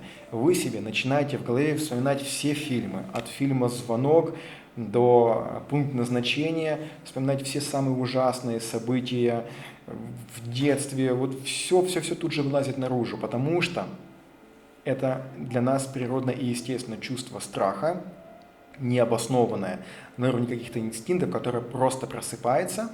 Так вот эти самые хтонические божества, они таковыми и были. Это были зачастую ночные существа, где-то под землей, в аду, под водой, в воде, в глубине, приходящие ночью, страшно забирают, воруют младенцев, там, топят корабли и так далее. То есть это были очень страшные события, которые с ними связывали. С правлением христианского мира образовался ад, и все хтонические существа, имеется в виду понимание, они были упразднены, и они все оказались там в аду. И если и нужно было напугать чем-то человека, то только адом. А страх, я должен сказать, это очень мощная штука. Страх, давайте так, люблю задавать вопросы. Как вы считаете, человек, который боится, можно ли такого человека назвать свободным? Человек, который боится чего бы то ни было, он является рабом этого. Если вы боитесь стать бедным, то вы будете рабом денег. Если вы боитесь остаться одиноким, то вы будете рабом того, чтобы, я не знаю, это не обязательно, да, но в худшем варианте, постоянно сталкиваться с какими-то не очень хорошими отношениями. Если человек боится, страх смерти, да, это у нас, наверное, такое самое, но тем не менее, если человек боится умереть, то и им очень легко управлять. И вообще с помощью страха очень легко управлять. И злые сущности и существа, или те, кто заинтересован в том, чтобы нами управлять, они будут давить на страх человека, на страх людей. И в итоге это порабощает, страх порабощает. Понимание и осознание того, что человек умрет и может попасть в ад, порабощает. Здесь сейчас ты живешь на земле, ты еще не умер, но понимание этого тебя порабощает. Так вот, какая главная цель вести о страшном суде? Понятное дело, что это событие еще не произошло. И на момент написания Библии 2000 лет назад этого события тоже не было, я имею в виду Ветхого Завета. И все эти 2000 лет людям дарована возможность стать свободными от любого вида страха. Самый главный страх, что ты можешь быть убитым, ты умрешь, этого страха можно лишиться. Конечно, христианская религия не стала первооткрывателем в этом. Другие религии, которые существовали которые существовали параллельно, они также давали людям возможность существования после смерти. Но мы сейчас говорим конкретно об этой карте, и мы конкретно говорим о вести о страшном суде. Так вот, как раз сама по себе эта весть о страшном суде, о том, что будут распечатаны книги, о том, что все даже умершие воскреснут, и по делам их будут судить, что тебе это должно сказать здесь сейчас живущему 16, 20, 30-летнему? О том, что я могу быть тверд в своих принципах, я могу не бояться смерти. Давайте так, зачастую это все трактуют таким образом, что пугают людей: веди себя хорошо, потому что попадешь потом в ад, да, после смерти. Тебя не запишут там, точнее, все твои дела запишут в свиток, потом его раскроют, и ты будешь плохим человеком. Смотрите на это с другой стороны. Изначально уже ты здесь. Изначально ты уже здесь человек, живущий на земле, у тебя есть определенные высокие моральные нормы, принципы человечности, взаимной какой-то помощи, сострадания, и это все. Но вдруг приходит какой-то недруг, который заставляет тебя, давит на твой страх. Страх чего? Страх того, что ты будешь бедным, а ты будешь голодным, а ты будешь безработным, а ты будешь, не знаю, там, мало проживешь, у тебя будет плохое здоровье. А в конце концов мы тебя можем убить. Да? Вот это вот единственное, чего там такое последнее, чего человек может опасаться и страшиться в разрезе своей жизни, потому что во всем остальном он может пройти опыт определенный получить. Человек поймет, бедность, это, точнее, безденежье, это не самое худшее, что может быть, да, или там остаться одному не самое худшее, что может быть, или там остаться без ноги, без руки тоже не самое худшее, что может быть, то есть и тут я все равно могу остаться счастлив, но поскольку у никого из нас нет опыта того, что мы уже жили, умерли, снова живем, мы не помним этот наш прожитый опыт, если таковой имеется, то это то, на что можно давить. Так вот, эта карта и весть о страшном суде, она освободила от этого страха. Теперь человек может быть полностью свободным. Он может не бояться умереть. Он не может не бояться быть хорошим, праведным человеком, и его убьют. Представьте себе сцену, картину, когда человека, какого-то праведника, за свои, я не говорю по Библии, я говорю человека, он имеет моральные принципы, не убивать, не воровать, отставить какие-то интересы обездоленных людей. И он попадает в плен, где его пытают, где его мучают, и с тем, чтобы человек поступил со своим принципом каким-то, чтобы он отказался, я просто вспоминаю концентрационные лагеря, где людей заставляли отказаться от чего-то в угоду чего-то, заставляя убивать друг друга. Не будешь убивать, мы тебя убьем. И кто-то поддавался на это, а кто-то не поддавался, его убивали. Так вот, самая страшная боязнь смерти, весть о страшном суде, она избавляет от этого страха. И нечему демонами теперь вами управлять. Все. Вы можете этого уже не бояться. Вот это самое главное, что эта весть нам дала. Символ белых лилий и меча мы это разобрали. Что общего у этой карты с событиями в Египте также прошли. Ну и кто по-настоящему свободен, мы только что разобрали. Тот человек, который лишен любого чувства страха. То есть тот человек, который ничего не боится, в любой сфере, которой не возьми, и если нет чувства страха. Я не говорю о банальном понимании чувстве собственного сохранения жизни, о том, когда человек нормально боятся, чтобы обеспечить свою семью. Я говорю чуть о другом, когда какие-то вещи начинают выходить, как у Даниила, помните, да? То есть либо ты поступаешься принципом, либо мы тебя бросаем в ров со львами. Либо вы поступаетесь принципами и поклоняетесь истукану, либо мы вас бросаем в огненную печь. То есть когда идут какие-то внешние обстоятельства вразрез с вашими принципами, то, как вы считаете правильным, как вы считаете нужным прожить вашу жизнь. Но для этого, конечно, важно и воспитывать себя, воспитывать свою совесть, воспитывать свою мораль, доводить его до какого-то как можно более высокого уровня. И вот когда сталкиваются этих две реальности, тот человек по-настоящему свободен, кто не боится, что у него это отберут, ибо это невозможно отобрать. Магия числа 3. Я уже не помню, если честно, где у нас оно здесь попадалось, но коли я себе это записал, то имеет смысл сказать. Обращайте внимание, что как часто вся наша жизнь, все наше существование и, соответственно, все какие-то события, которые также могут отображаться в Библии, они так или иначе подчинены этому числу. То есть утро, день, вечер. Кто-то скажет, что еще ночи есть, но наш уровень сознания, ночью мы спим, наш уровень сознания, осознанности, он находится в этих трех. Так же, как рассвет, полдень и закат. Также наша жизнь, мы так и говорим, на рассвете жизни, на заре, на закате жизни, либо в рассвете, имеется в виду, в полдень, да, нашей жизни. То же самое, когда мы пользуемся картами Таро, и одни из самых простых раскладов – это 3 карты, то есть начало, середина, конец ситуации. И вообще любую ситуацию, любое, что бы ни происходило, ни проистекало, его можно разделить на 3 фазы. Что-то начальное, основное кульминационное и завершающее. По такому принципу строится любой сюжет либо сценарий фильма, любое какое-то публичное выступление в виде записанного доклада либо речи.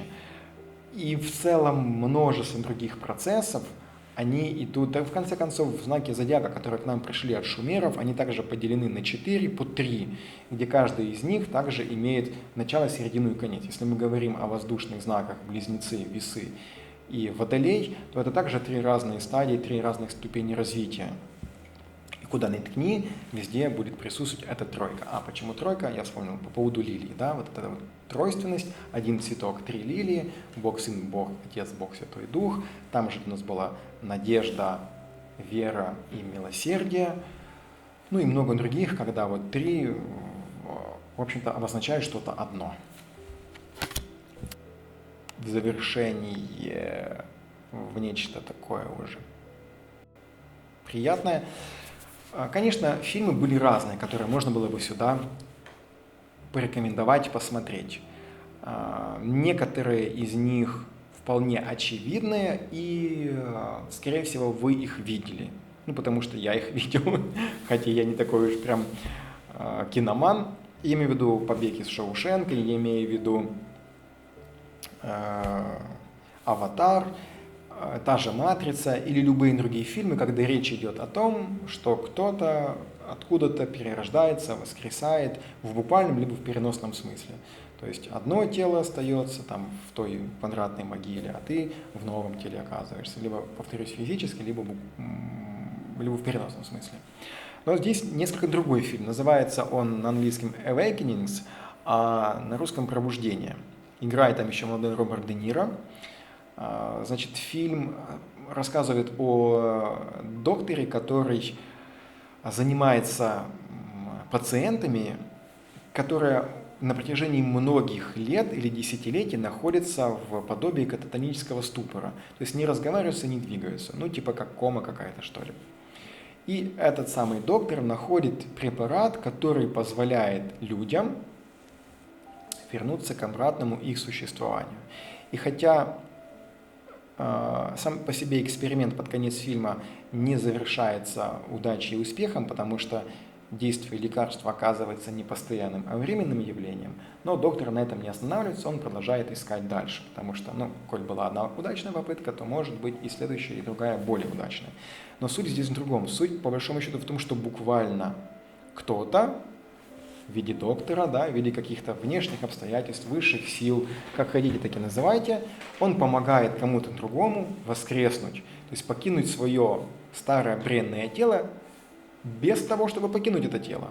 То есть Роберт Де Ниро как был этим Робертом Де Ниро, так он ими остался. Только в одном случае это был обездвиженный овощ, а в другом случае это становится вполне себе такой обычный жизнерадостный человек, который может передвигаться, разговаривать, как мы с вами.